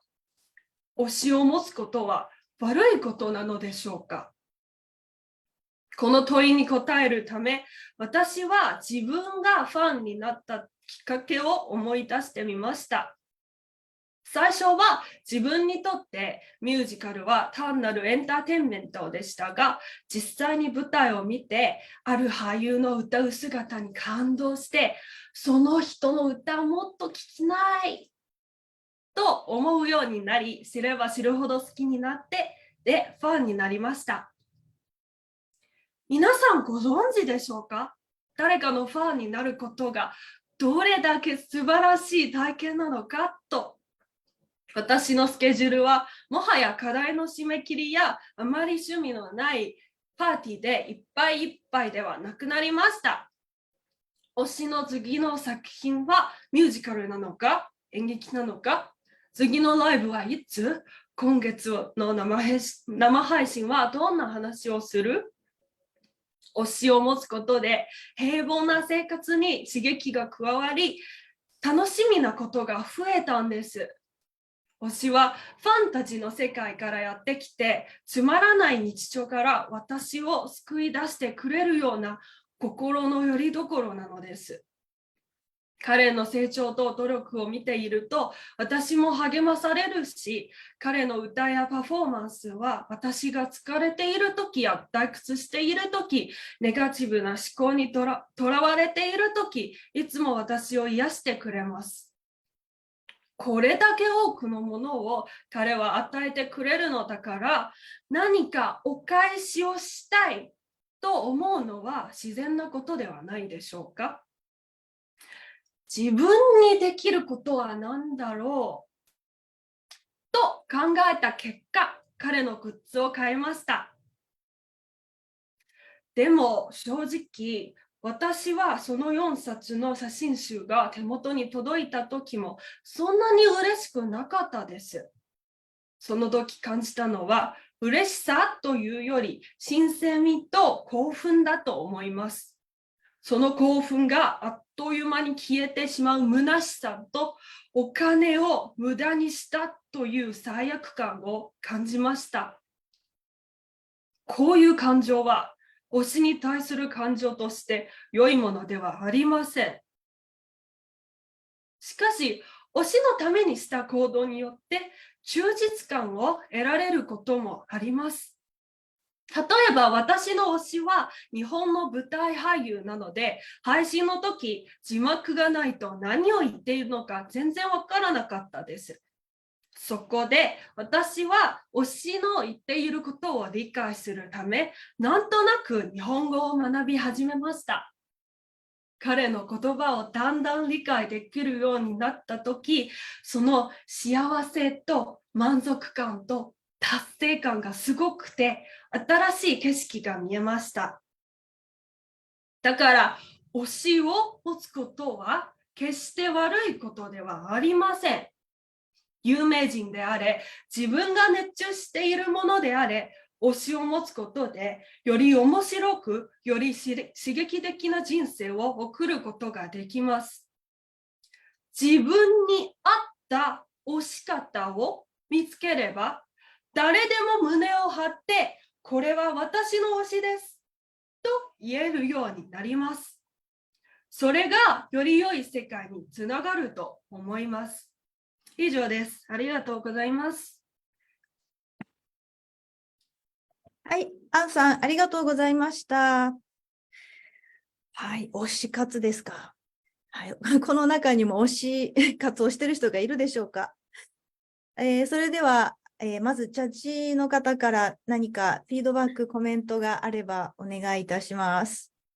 私よろしいですか？はい、お願いします。どうもありがとうございます。なんかとても気持ちがこもっていて、とってもいいスピーチだと思いました。ありがとうございます。推しについてもっと聞きたいんですけど、推しをする対象になる人ってセレブリティが多いんですか？それともセレブリティ以外の人でも推すことってあるんですか？両方もあると思います。私の推しは、個人的に言うと、その人は舞台の俳優さんですから、有名人だから、でも他のなんか趣味とかそういうホビーみたいなことも推することもなれると思います。例えば、さっきの、イギリス英語の、スピーチの参加者のスージーさん、彼女はなんか考古学をすごく好きなので、そのなんかサブジェクトも推しになることもできますと思います。はい。はい、ありがとうございますあ。りがとうございます。どうもありがとうございます。他に、コメント、フィードバック、いかがですか？挙手していただけると。声でもいいですけど。どなたかありますか？あ、もしもし、お願いします。よろしいですか？はい、松永です。ありがとうございました。これまで私も推し活というこの古くて新しい日本文化というんでしょうか。これについてあんまり深く考えたことがなかったんですけれども、推し活をしてる皆さんの代表として、ママさんが説明をしてくれて、すごくよくわかりました。推し活をしていない人からすると、お金をたくさん、本当は1冊でいい本を4冊買ってしまったりとか、お金をたくさん使ってしまっていて、心配だなっていうところもあったんですけれども、発表の中で自分に合った推し活の仕方っていうのがあるっていうことを知りました。なので、推し活をしてる、一人一人の皆さんが、そうやって自分のやり方っていうのを見つけてくれてたらいいなと思いました。ありがとうございます。ありがとうございます。他の方いかがでしょうか？メンターやアドバイザー、英語のアドバイザー、スピーチ、いろいろな方、大丈夫ですか？今、恵美子さんが手を挙げてらっしゃいます。はい、恵美子さん、恵美子先生。真央さん、スピーチありがとうございました。とても素敵なスピーチでした。今日のスピーチ大会には、たくさんいろいろな人が来ていますから、真央さんの推しは誰か、ぜひ教えてください。もしかしたら、ロンドン公演ができるかもしれませんよ。はい。ありがとうございます。恥ずかしいですが、うちの推しは日本のミュージカルの舞台俳優、名前は岡宮くるむさんと言います。はい。ありがとうございます。ご質問してくれて。はい。ありがとうございます。皆様、岡宮さんだそうです。やりたいですと声に出すと、それが叶うことがありますから、いろいろな人にこの人が好きです。この公演をイギリスでしてほしいですって言うといいですよ。ありがとうございました。ありがとうございました。はい、ありがとうございました。いいですね。公演がイギリスに来るといいですね。はい。それじゃあそろそろ時間でしょうかね。スライドの方。はい。面白い。熱意に感動。感情表現がうまい。引き込まれます。I also have a 推し。Somebody has also 推し。I wonder who. Animated. はい。いろんなコメントがありました。アンさんどうもありがとうございました。はい。それでは次のスピーチに向かってスライドの準備を皆さんお願いします。そして次のスピーチの方、スタンバイをお願いします。次はベン・コグランさんですね。タイトルは、環境を守るための法規制の重要さ。はい。では、ベンさん、when you are ready。ベンさんいますか？スポットライトしてください。カメラをオンにしないとダメだと思いますよ。ベンさんはいますが、マイクもオンですが、カメラがオフになっているので、オンにしてください。カメラ is not working。カメラをね、オンにしないと、どうしたらいい？最後にしますか？Would you like to go out and come into the Zoom again? もう外に出てもう一回、Zoom に。さっき写真撮影の時はできてましたか？カメラ。一旦出ましたかね。ちょっと待ってみましょうか。ね、昨日は大丈夫だったんで。すいません。少しだけ待って、時間がかかる場合は順番、戻りましたね。はい、許可。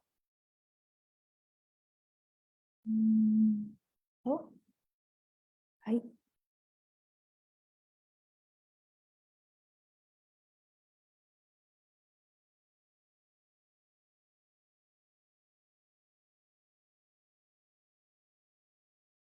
はい、ベンさん、入りましたね。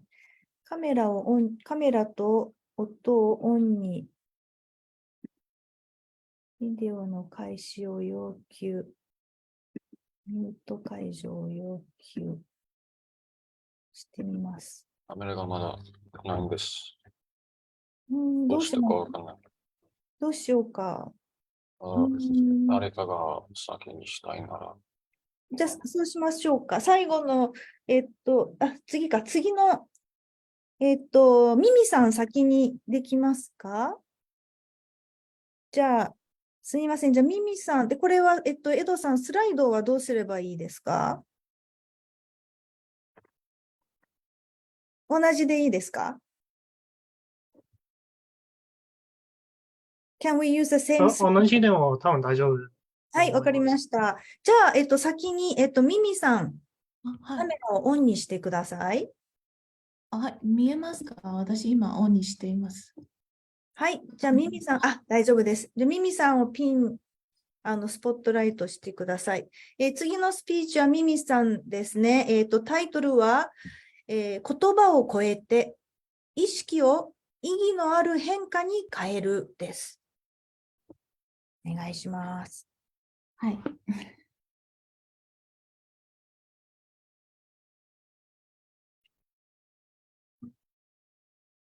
はい。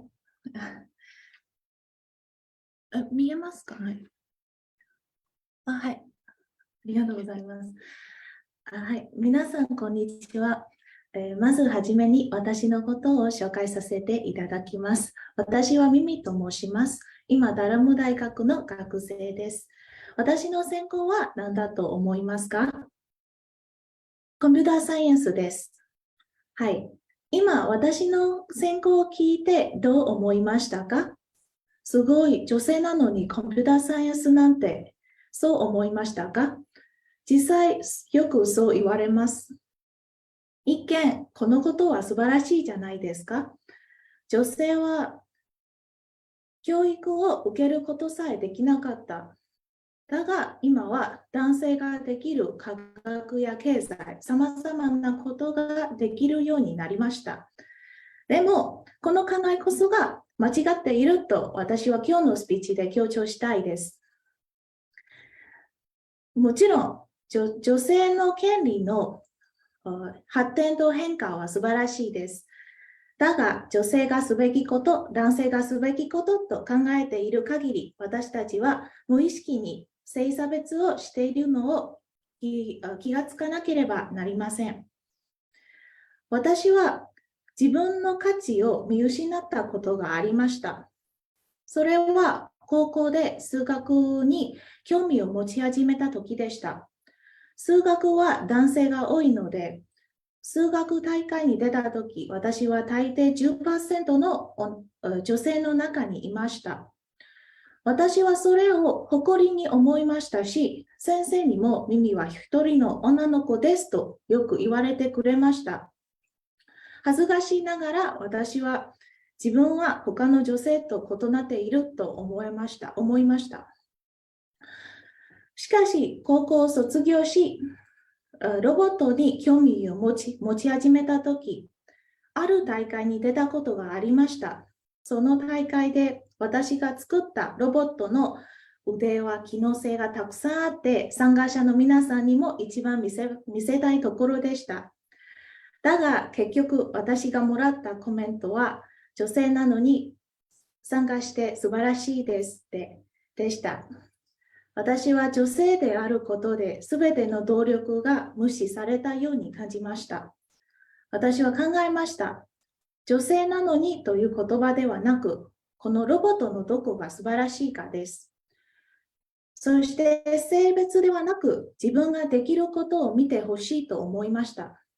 その出来事から私は自分は女性であることを理由にいろんなことを制限しているのを感じました。例えば、ある数学の問題を解決できなかったとき、私は男性ではないと納得していました。無意識のうちに男性と女性の立場の差があると考えていました。それはなぜでしょう？私は考えました。原因は私たちは育った環境に男の子は青い服やロボットのおもちゃを与えられる一方、女の子はピンク色の服や人形を与えられることがあります。このように幼い頃から性別とあるものやことをつなげて考える習慣が作られました。一般的に誰でも好きなことをすべきですが、世の中には統計上、男性が多い仕事や女性が多い仕事が存在しています。なぜなら、子供の時から来たのです。最近、性差別を排除し、多様性を実現すべきだと言われているため、採用性に女性の人数を増やすことがなされています。単に女性と男性の人数のバランスを取ろうとするだけでは本当の目的が見失っていることがあると思います。それではどのようにすれば効果的に目的を実現できるでしょうか？まず最初に自分のことを深く理解し、自分が無意識に持っている制限や先入観を認識するのは大切です。自分自身を挑戦するのは難しいかもしれませんが、自分の心の中にある制限や先入観を気づいてから変化が始まると思います。もう一つは自分自身を変えることができますが、自分以外の人、他の人は偏見を持っているかもしれません。その場合は他人の意見や評価に左右されず、自分が信じている道を進むのは大切です。このように私たちは自分の可能性を広げ、お互い助け合い、支え合うことで、性別、先入観に縛られない社会が現実になると信じています。これこそが真の平等であり、多様性を尊重する社会です。今伺っている皆さんも自分のことを深く理解し、自分が1% でも自分が無意識にしている差別的な行動を気がついたら、その目的の世界に届かれると思います。私たちは自分らしく生きることができる未来を目指すべきでしょう。どうか皆さんもその未来を共に作り出す一員になってください。ありがとうございました。はい、ミミさん、ありがとうございました。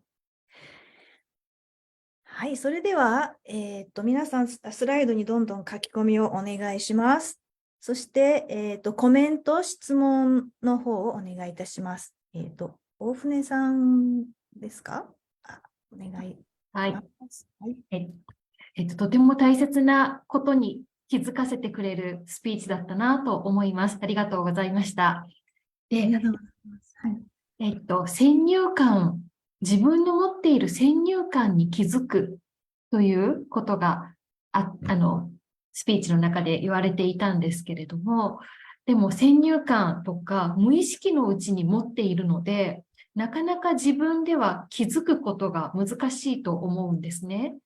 はい。ミミさんはどうやったら私たちは自分の持っている先入観に気づきやすくなるか、どうやったら気づくことができるか、何かアドバイスがあったらぜひ聞かせてもらえませんか？はい、確かに先入観は無意識に持っているから、自分で気づくのは最も難しいことだと思います。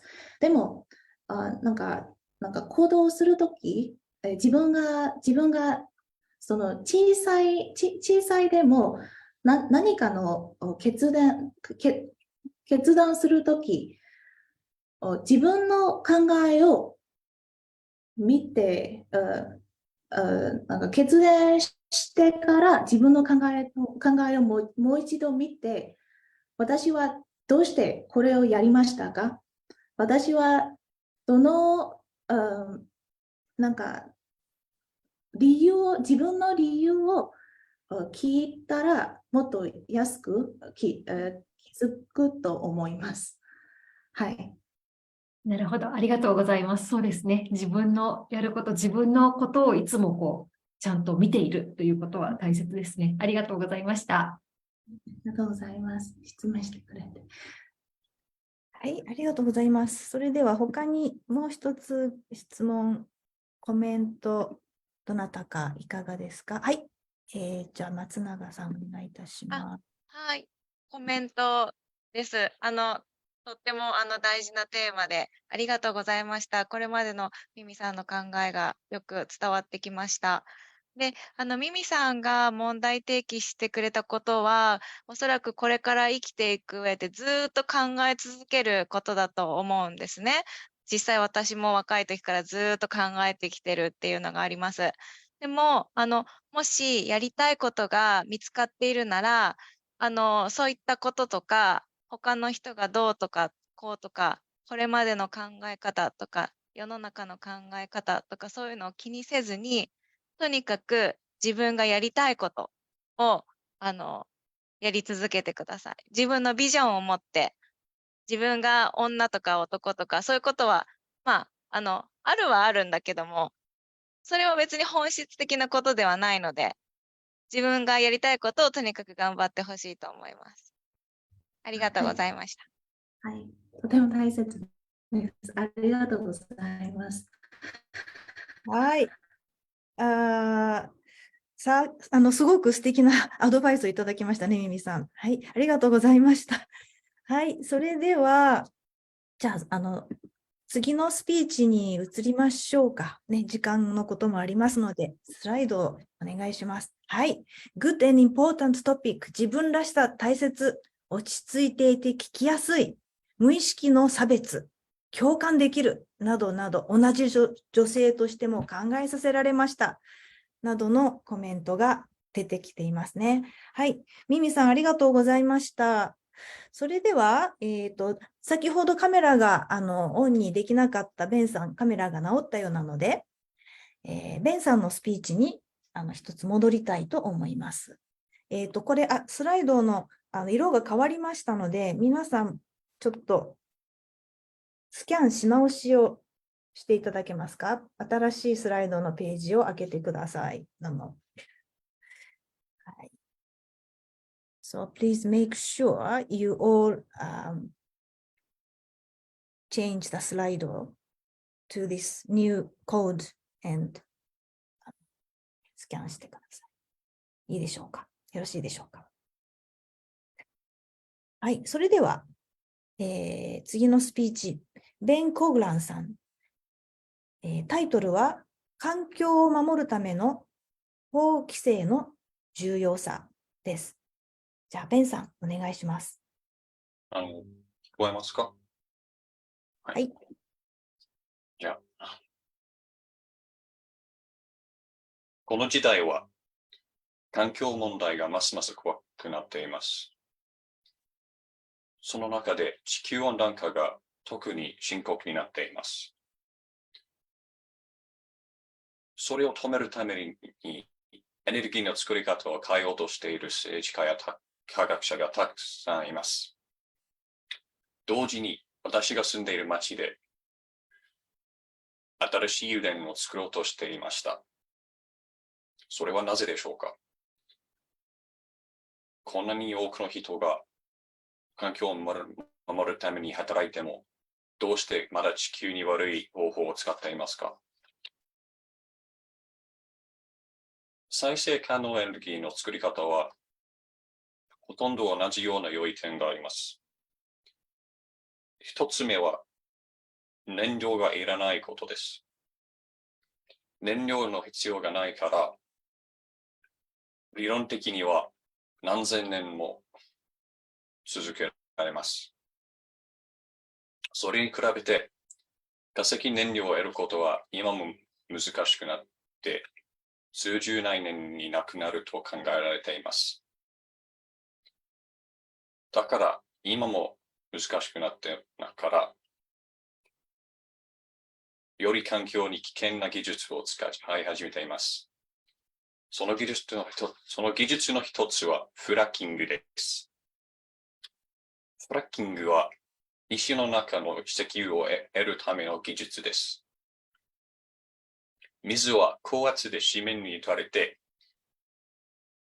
その高圧の水が石を壊して、その石の中の石油を解放します。しかし、そのフラッキングで使われた水は、毒の薬品で汚れていて、いずれ周りの水道や川に流れ出します。そのせいで、私の谷のライデールで、フラッキングを始めようとしている会社がいると聞いたら、とても怖かったです。だから、デモに参加しました。そのデモで、私たちの国会議員がいて、人々の文句を聞くためにやってきました。しかし、上の人に逆らいたくなかったから、私たちが何を言っても関係ありませんでした。とても悔しかったです。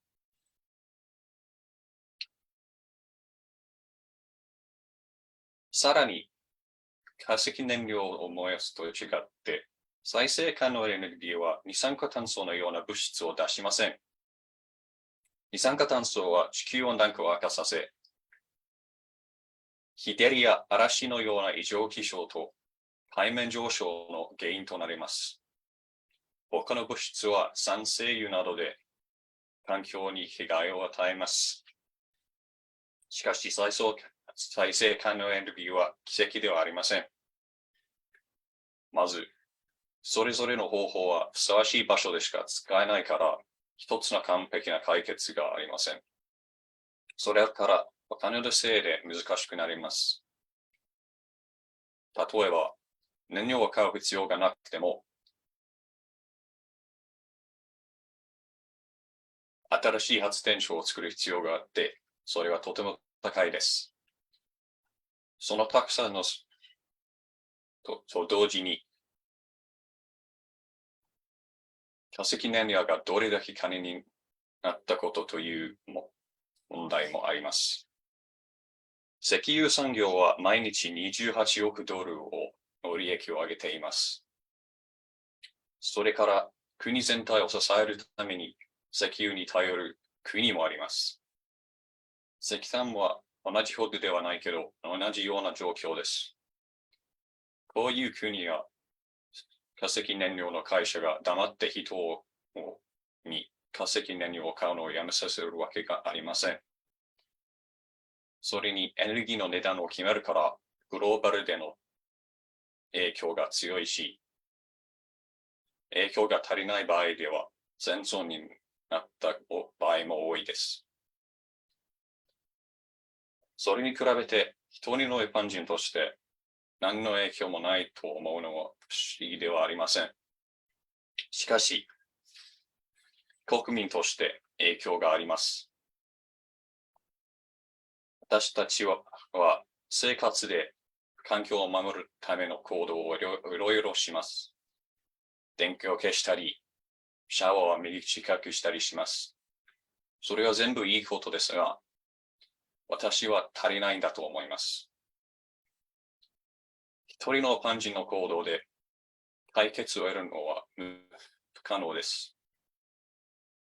しかし、デモしたり、抗議文を書いたりすることで、政府に圧力をかけて、そこから解決を得られます。その圧力のせいで法規制を変えられます。私の谷の場合もそうでした。悔しかったが、絶望的だったが、3年もかかったが、結局、他のグループと協力したから、国全体でフラッキングは禁じられています。そのようにみんなが協力すれば、法規制を変わることで、より良い世界を作るのも夢ではありません。ありがとうございます。はい。とても大事な問題ですね。ありがとうございました。それでは、皆さん、まずスライドの方、たくさんコメントを入れていただけると思います。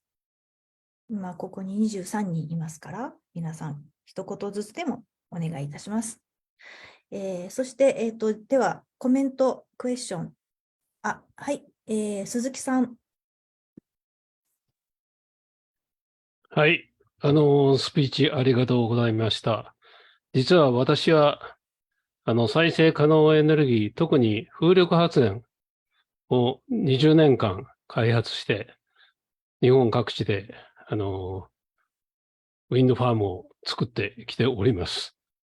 そういう関係で、あなたの行動は非常に共感を持ちますし、ぜひ頑張ってください。フラッキングというのは初めて聞きましたけども、そういうものを推進しているということは、再生可能エネルギーの推進を妨げる、地球温暖化を推進するものだと思いますので、ぜひ頑張ってください。同時に一言言いますと、私の風力発電進めてますけど、同時にやっぱり森林を伐採してそこに作りますんで、森林を愛する、あるいは鳥を愛する人たちに言いますと、環境を破壊しているという、そういう、コメントもございます。コメントですけど、以上です。ありがとうございます。なるほど。でも難しい問題なんですね。はい、それでは他に、コメント、フィードバックございますでしょうか。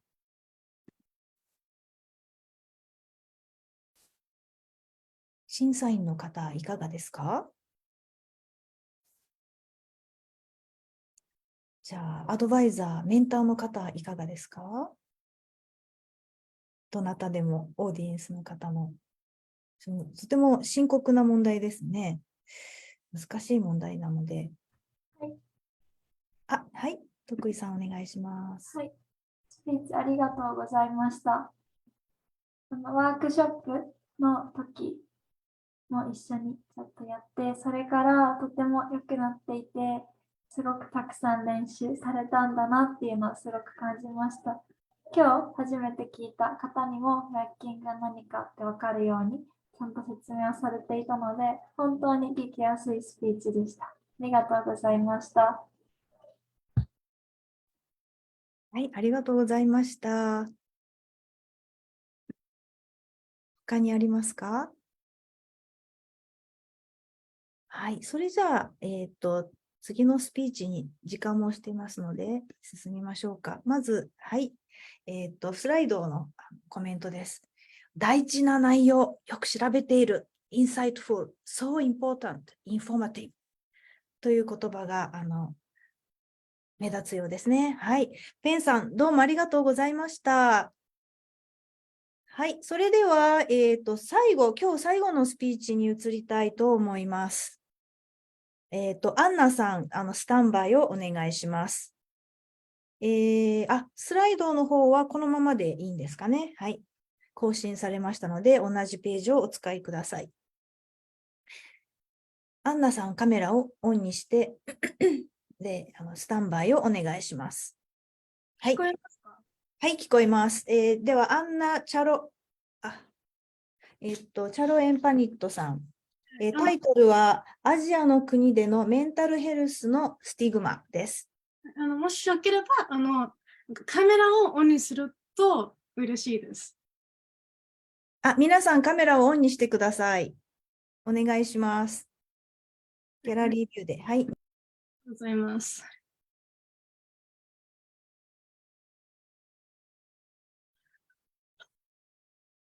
皆さん、まず質問をしますので、もし自分に当てはまったら手を挙げてみてください。よく過去のことを考えたりしますか？考える人は手を挙げてみてください。過去を考えるときによく反省しますか？する人は手を挙げてみてください。その反省は視覚的にポジティブよりネガティブですか？ネガティブだったら手を挙げてみてください。手を挙げている皆さん、周りを見てください。あなたは一人ではないのです。少なくとも私は全部当てはまっています。私はいつも過去のことをネガティブに反省しています。例えば、こうすればよかったなとか、なんであんなことしたんだろうと考えたりしてます。私は至って普通だと思っていましたし、メンタルヘルスとは関係ないものだと思っていました。メンタルヘルスと精神疾患をよく同じ意味として使われることがありますが、根本的な違いがあります。厚生労働省によると、メンタルヘルスは心の健康のことです。一方、精神疾患は診断されるくらい、その人の行動を大きく影響している精神的病のことです。メンタルヘルスを体の健康と同じように考えてみてください。例えば、自分が風邪気味でも病院に行くほど重症ではないことがありますよね。メンタルヘルスも同じように、自分がネガティブ思考でもカウンセリングに行くほど自分の生活を大きく影響していないこともあります。よく自分とは関係ないものだと思う人が多いと思いますが、メンタルヘルスは誰しもあることです。私は大学で心理学を専攻していながらも、皮肉なことに自分はメンタルヘルスとは関係ないものだと思っていました。なぜなら、私の育った環境にメンタルヘルスという言葉が存在していなかったからです。私の国、タイではメンタルヘルスと精神疾患にスティグマがついているからです。スティグマとは根拠もなく周囲から否定的な意味をつけられ、不当な扱いを受けることです。タイでは精神疾患に判断されると頭がおかしい人と見られ、差別も受けることがあります。特に上の世代ではメンタルヘルスへの概念がなく、メンタルヘルスは精神疾患と同じものだと思われ、強いスティグマが持っていると考えられます。他のアジアの国もその傾向があります。こういう環境に育てられたからこそ、私はメンタルヘルス不調だと気づきませんでしたし、普通だと思っていました。私が思うに、メンタルヘルスについて話さないからこそ、スティグマがついているのです。ですから、もっとメンタルヘルスについて話して、そのスティグマを徐々になくしていきましょう。イギリスはタイや他のアジアの国と比べれば、メンタルヘルスへのスティグマが少ないと感じられます。それはなぜなのか、理由が2つあると思います。1つ目は、イギリスの国民保険はカウンセリングも含むほど、メンタルヘルスは体の健康と同じように大事に見られています。アジアの国でのカウンセリングサービスは多くないし、高いし、それにカウンセリングに行く抵抗感があります。2つ目は、イギリスでは自分のメンタルヘルスについて家族や友達にも話せますし、メンタルヘルスはみんながあるものだと理解して、スティグマが少ないと感じられます。アジアの国では自分のメンタルヘルスについて話しても理解されるどころか大げさだと思われることがあります。私は自分のメンタルヘルスについて両親に話したことはないですし、想像するだけで胸が苦しくなり、不安が止まりません。イギリスに来て、兄弟や友達に自分のメンタルヘルスについて話すことが少しでき、自分の中にあるメンタルヘルスへのスティグマが確実に減っていると感じられます。それに、メンタルヘルスは私たちが生きる上で必要不可欠なものだと気づきました。自分が一番自分を知っていると思う人が多いと思います。私は最近までそう思う一人でした。いつも過去をネガティブに反省している自分がいたって普通だと思っていましたし、メンタルヘルス不調だと思わず重要視していませんでした。ですから、私のような人を一人でも多く減らせるように、アジアの国ではメンタルヘルスについてもっと話して、そのスティグマを少しでも多く減らすことが、より良い世界になるための一歩だと思います。以上です。はい、ありがとうございました、アンナさん。はい、ちょっとスライドの調子が、ちょっと最初の方良くなかったので、コメント、今から皆さん打ち込んでください。まだ、今、打ち込み始められているので、ちょっとまだ少ないので、お願いします。そして、じゃあ、質問、コメントなど、審査員の方の方から何かございますでしょうか。よろしいですか。お願いします。どうもありがとうございます。とても最初インタラクティブで上手に引き込んでくれてありがとうございました。スピーチの中で私たちがメンタルヘルスについて話さないからこそスティグマが増すというふうに言ってましたけれども、パンデミックを機会に今もっと前よりも話すようになったと思うんですね、今は。アンナさん、どう思いますか？パンデミックの後、私たちのこのメンタルヘルスについて話す機会って最近増えてきたなとか、パンデミックの後から少し変わったところがあるなって感じますか？はい、パンデミックの後に、そのうつ病に診断された人が増えたので、その話もだんだんニュースなどに取り上げているので、そのメンタルヘルスなどについて、もっとみんながもっと意識しているなと感じられます。私もそのパンデミック後も、メンタルヘルスも大事なものなんだなと思いました。そうですよね。だんだんと話しやすくなってきたテーマですよね。ありがとうございました。はい、ありがとうございました。他の方いかがですか？はい、デドさん。はい、お願いします。アナさん、とても素敵スピーチでした。アナさんにとって健康的なメンタルヘルスの状態はどのようなものだと思いますか？私にとって健康的なメンタルヘルスの状態は、自分を疑わずに自分が信じるものをそのまま信じてて、それでちゃんと慈愛を持つことだと思いますし、もちろんメンタルヘルスは体にも影響を及ぼしますので、その両面を自分ができるとか大事にしているとが私のメンタルヘルスへの良くする意識だと思います。素敵な答えですね。自分について慈愛はとっても大事だと思います。ありがとうございました。ありがとうございました。他にいかがですか？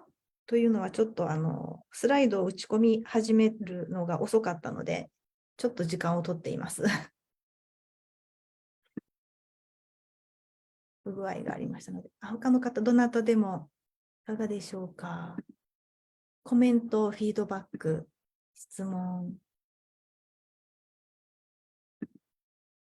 では、すいません。徳井さんも手を挙げましたね。たくさん聞いたので、ぜひお願いします。でもじゃあお二人からどうぞ。出品されてるのでよろしくお願いします。順番に、はい。じゃあ、私先に質問させてください。とても興味深く聞きました。で、確かに私も東南アジアの国で仕事をしていたこともあるので、アジアでそういう話をしづらいという状況と、東南アジアのこととか、日本もそうですけれども、思い出しながら聞きました。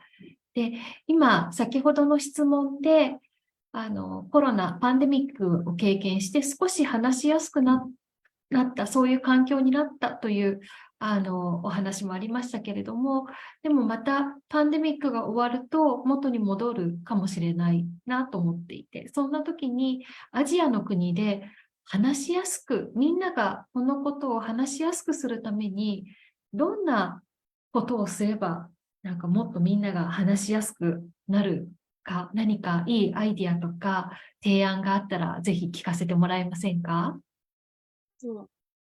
もっと話しやすくするように、イギリスでは昔、何年か前に、キャンペーンがあったんですよ。メンタルヘルスの大切なキャンペーンがあって、それで、なんかいろんな専門家などを連れて、メンタルヘルスの大切さを教えるなどもありましたし、もちろん、SNS とかで、なんか自分のメンタルヘルスについて、こうだ、こうだ、こういうふうに自分を影響しているんだよと、もう多いと思いますし、それに最近まで自分のメンタルヘルスに冗談を通して、こんな大事なものだよという人もいると思いますから、いろんな方法があると思います。なるほど。わかりました。ありがとうございます。ぜひそれを実現していい社会作っていけるといいですね。ありがとうございました。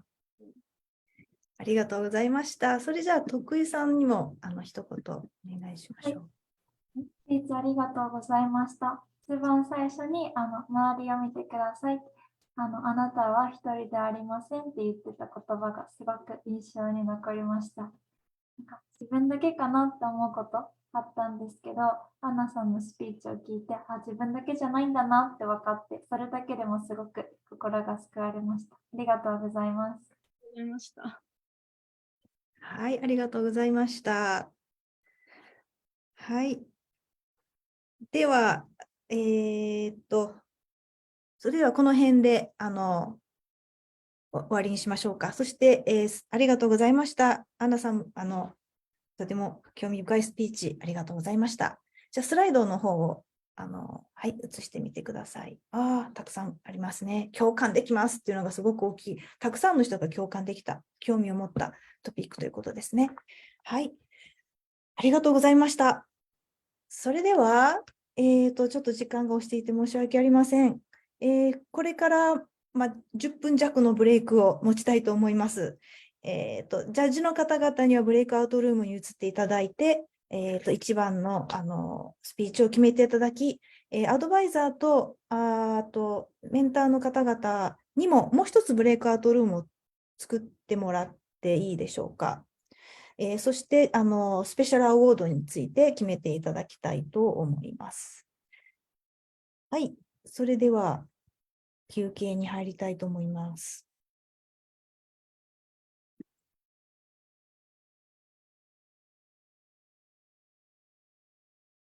スカイさんいらっしゃいますかね。スカイさんいますか？スカイさんいなかったらエドさんお願いしていいですか？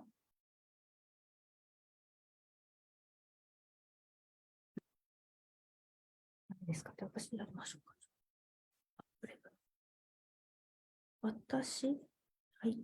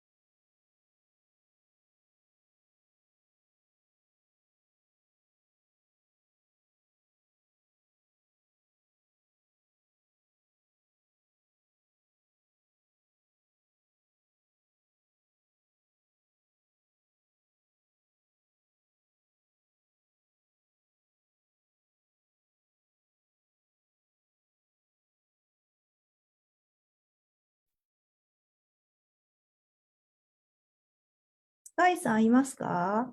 スカイさん。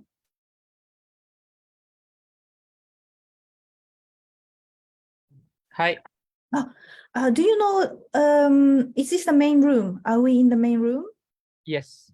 I somehow only see myself on the screen in the gallery view. I don't know why. Now it is fixed. I think it is, now it is okay. Okay, thank you. Are the judges sent to the breakout room? It seems that there are 14 breakout rooms, or is it? No. No, just 14 unassigned people. Okay, 4 unassigned people. And are the judges in the? Okay, They're in good. the judge room. Yeah. Yeah, now I can see. Yeah, sorry, I somehow all the function disappeared. I couldn't join the room. I don't know. What can I do? I can try moving you. Are you all in the? Okay.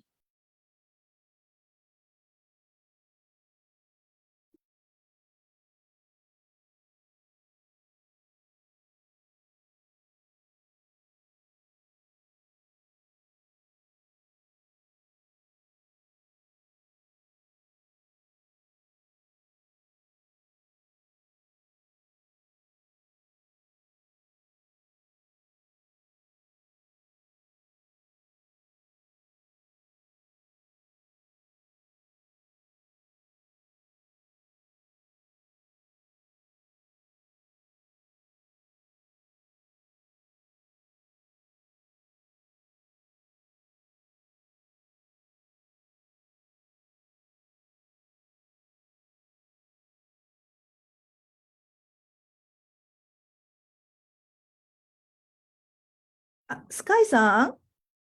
Sky-san? Yes. Hi. Yeah, I didn't mean to go to judges room. I just wanted to talk to the advisors and mentors. But we are in the. Oh, they came back to the main call now. Oh, I see. Yeah, we've come to a conclusion. Yeah, I don't know that. So Yeah. Because I couldn't. Okay, so what do? We can't talk here because there are lots of people. Can you send us to the other room again? Hi. You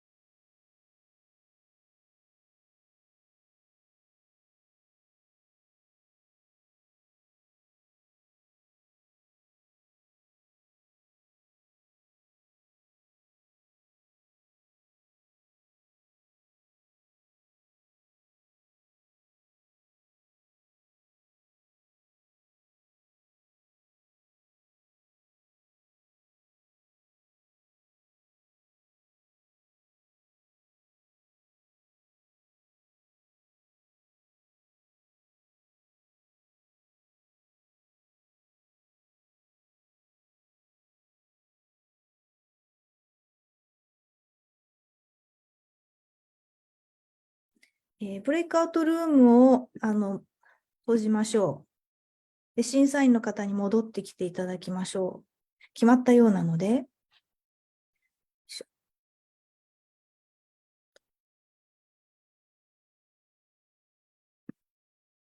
戻ってきていただきましたね。はい、お待たせしました。それでは、日本語のスピーチの結果の方を、審査員の方から発表していただきましょう。よろしくお願いいたします。はい。では、私から、大船です。私から発表させていただきます。とても難しくて、みんなでこのスピーチも良かった、あのスピーチも良かったということを話しました。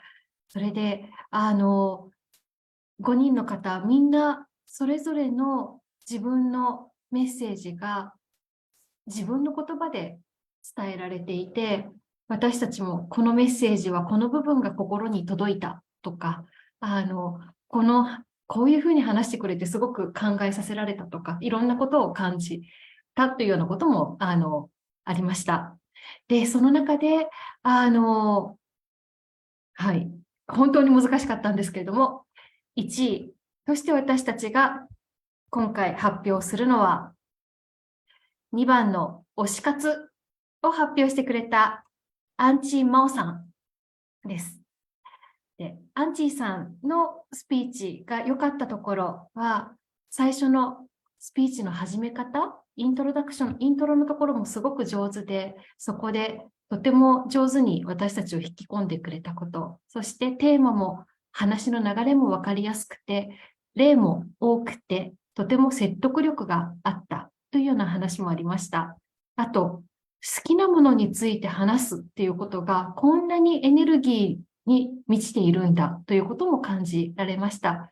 この点は他の皆さんもすごくエネルギーがあったんですけれども、とても楽しそうに話しているということもとても印象的でした。そういったことが総合的に評価されて、今回私たちは、はい、アンチマオさんを1位に選びました。ということでおめでとうございます。アンさんおめでとうございます。じゃあ、アンさんからも一言お願いします。はい、なんていうか、すごく光栄です。ありがとうございます。いや、皆さんのスピーチ、本当に良かったと思うし、なんていうか、このイベントに参加して、本当に良かったです。はい、ありがとうございます。皆さんお疲れ様でした。はい、ありがとうございました。はい、それではあともう一つ特別賞ですね、Unexpected Voices にのっとって特別賞の発表が、アドバイザーとメンターの間で話し合った結果ですね、スピーチ、英語のスピーチ、日本語のスピーチ、全部を通して総合的に考えて決めてもらいました。じゃあ、そちらの方を、発表していただきましょう。お願いいたします。はい、では、メンターの私から話し合った結果をお話ししたいと思います。特別賞 Unexpected Voice Prize は、英語のスピーチ5番のアンナさんのアジアの国でのメンタルヘルスのスティグマに決定しました。はい。じゃあまず選考理由についてお話ししたいと思います。アンナさんいらっしゃいますか？おめでとうございます。ありがとうございます。皆さん、どのスピーチも本当に今おっしゃってたようにすごく素晴らしかった。素晴らしかったです。アンナさんを選んだ理由は主にスピーチの構成の仕方と、あとは紙とか見ないで自分の中で頭で流れを作ってお話ししてたってことが大きかったです。一番最初に質問を投げかけて、オーディエンスの注意を引いて、そこから説明してって、スピーチの構成がすごく素晴らしかったのと、あと頭の中で全部流れとか作っていたのがすごく印象的に残ったので、特別賞に選びました。おめでとうございます。ありがとうございました。はい、おめでとうございます。それでは、最後に皆さん、スピーチをされた方全員に、おめでとうの拍手を送りたいと思いますので、スピーカーを全員ピンして、した方がいいですかね。全員をスポットライトにして、皆さんで拍手を送りたいと思います。お願いします。全員のスポットライト、全員ですよ。はい、消さないと。まだ他にもいますか？あれこれ、日本人の方もいますね。ジョゼフさん。そして、ちょっと手伝ってください。テクニカルの。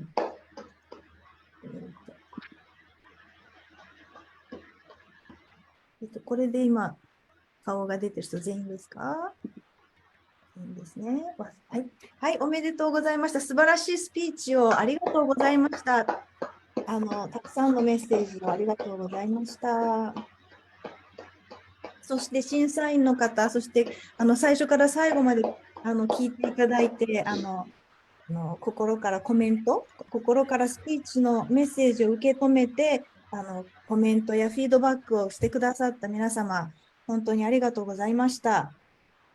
これをもちまして、じゃあ、ワールドスピーチデージャパン2023年を。先生、マイクの音が入ってないです。あ、本当ですか？聞こえますか？聞こえますか？聞こえています。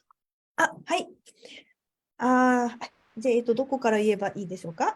じゃあ、これをもちまして、それではワールドスピーチデー、ジャパンの2023年を閉会とさせていただきます。皆さん、たくさんの、なんていうんですか、たくさんのメッセージ、素晴らしいメッセージを、このイベントで持ち帰ることができますようにして、皆さん、メッセージをくださった皆さんも、さらにこの、メッセージ、そして、なんていうんだ、スピーチを温めて、ますます、スピーチを上達させていけますように、お祈り申し上げます。それでは皆さん、お疲れ様でした。どうもありがとうございました。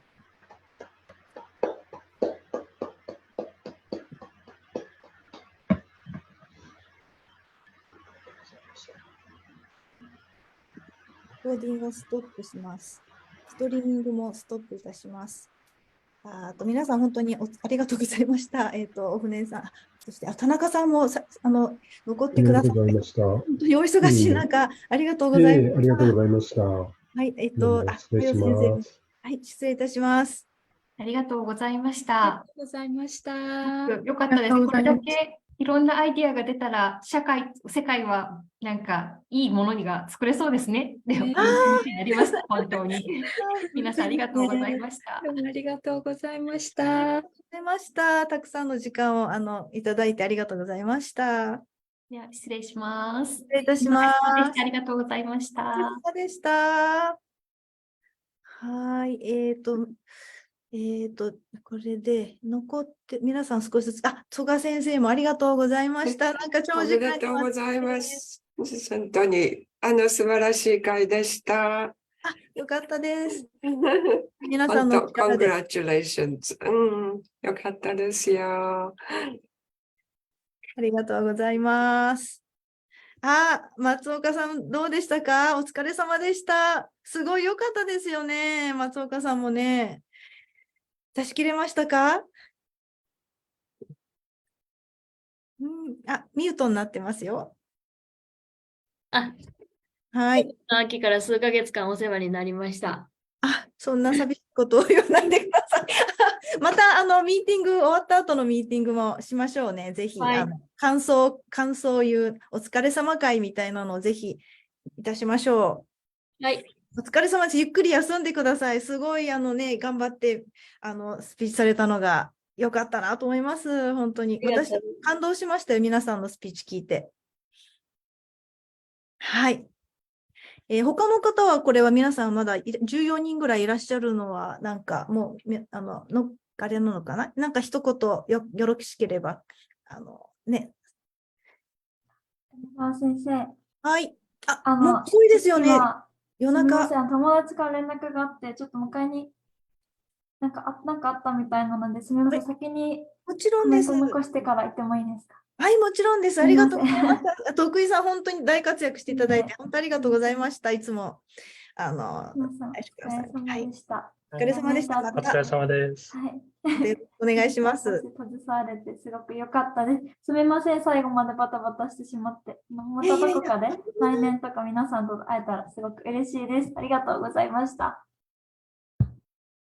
はい、ありがとうございました。そうですね、ちょっとなんかバタバタしてしまったところがあって、皆さんすいませんでした。他の方はどうですか？スカイさんもお疲れ様でした。なんか大変でしたけど、ね、飛び入りでやってくださって、Thank you so much for your help, スカイさん。What time is it now? In your place? 何時？7:30? So not so bad yet, I think. 7:30. In the evening ですよね。I see, I see. How did you enjoy it? はい。Did you enjoy? ちょっとフリーズしてるかな。ちょっとインターネットがあれですね。難しい。Did you enjoy? Yes, yeah. わかりましたか？日本語のスピーチ。まあまあ。いや。いや、まだ来年ぐらい頑張ってください。はい。それと、あとはどなたがいますか？ゾイさんもありがとうございました。Thank you, ゾイさん。Also for your help. Thank you so much. And you? Well, I really learned a lot of Japanese today. Oh, good. Good. ぜひ、来年、スカイさんやゾイさんもチャレンジしてみてください。Maybe you can challenge next year. Giving a speech. Okay. And so I can see Anna-san, Ann-san, Yako-san, Ben-san still around, but お疲れ様でした。お疲れ様でした。どうだったね、なんかどのスピーチも素晴らしかったよね。ね、全部みんなすごく良くなって、本当に、まあ、1位を決めるのはとても難しい。どのスピーチも大事ですからね、メッセージがね。すごく良かったですよね。はい、そうですね。勉強にもなりましたね。とても。はい、すごく勉強になりました。そうですね。はい、また、お疲れ様会しましょう。ぜひ、よろしくお願いします。いろいろね、イベントが他にもあったので、グローバルウィークのお疲れ様会も兼ね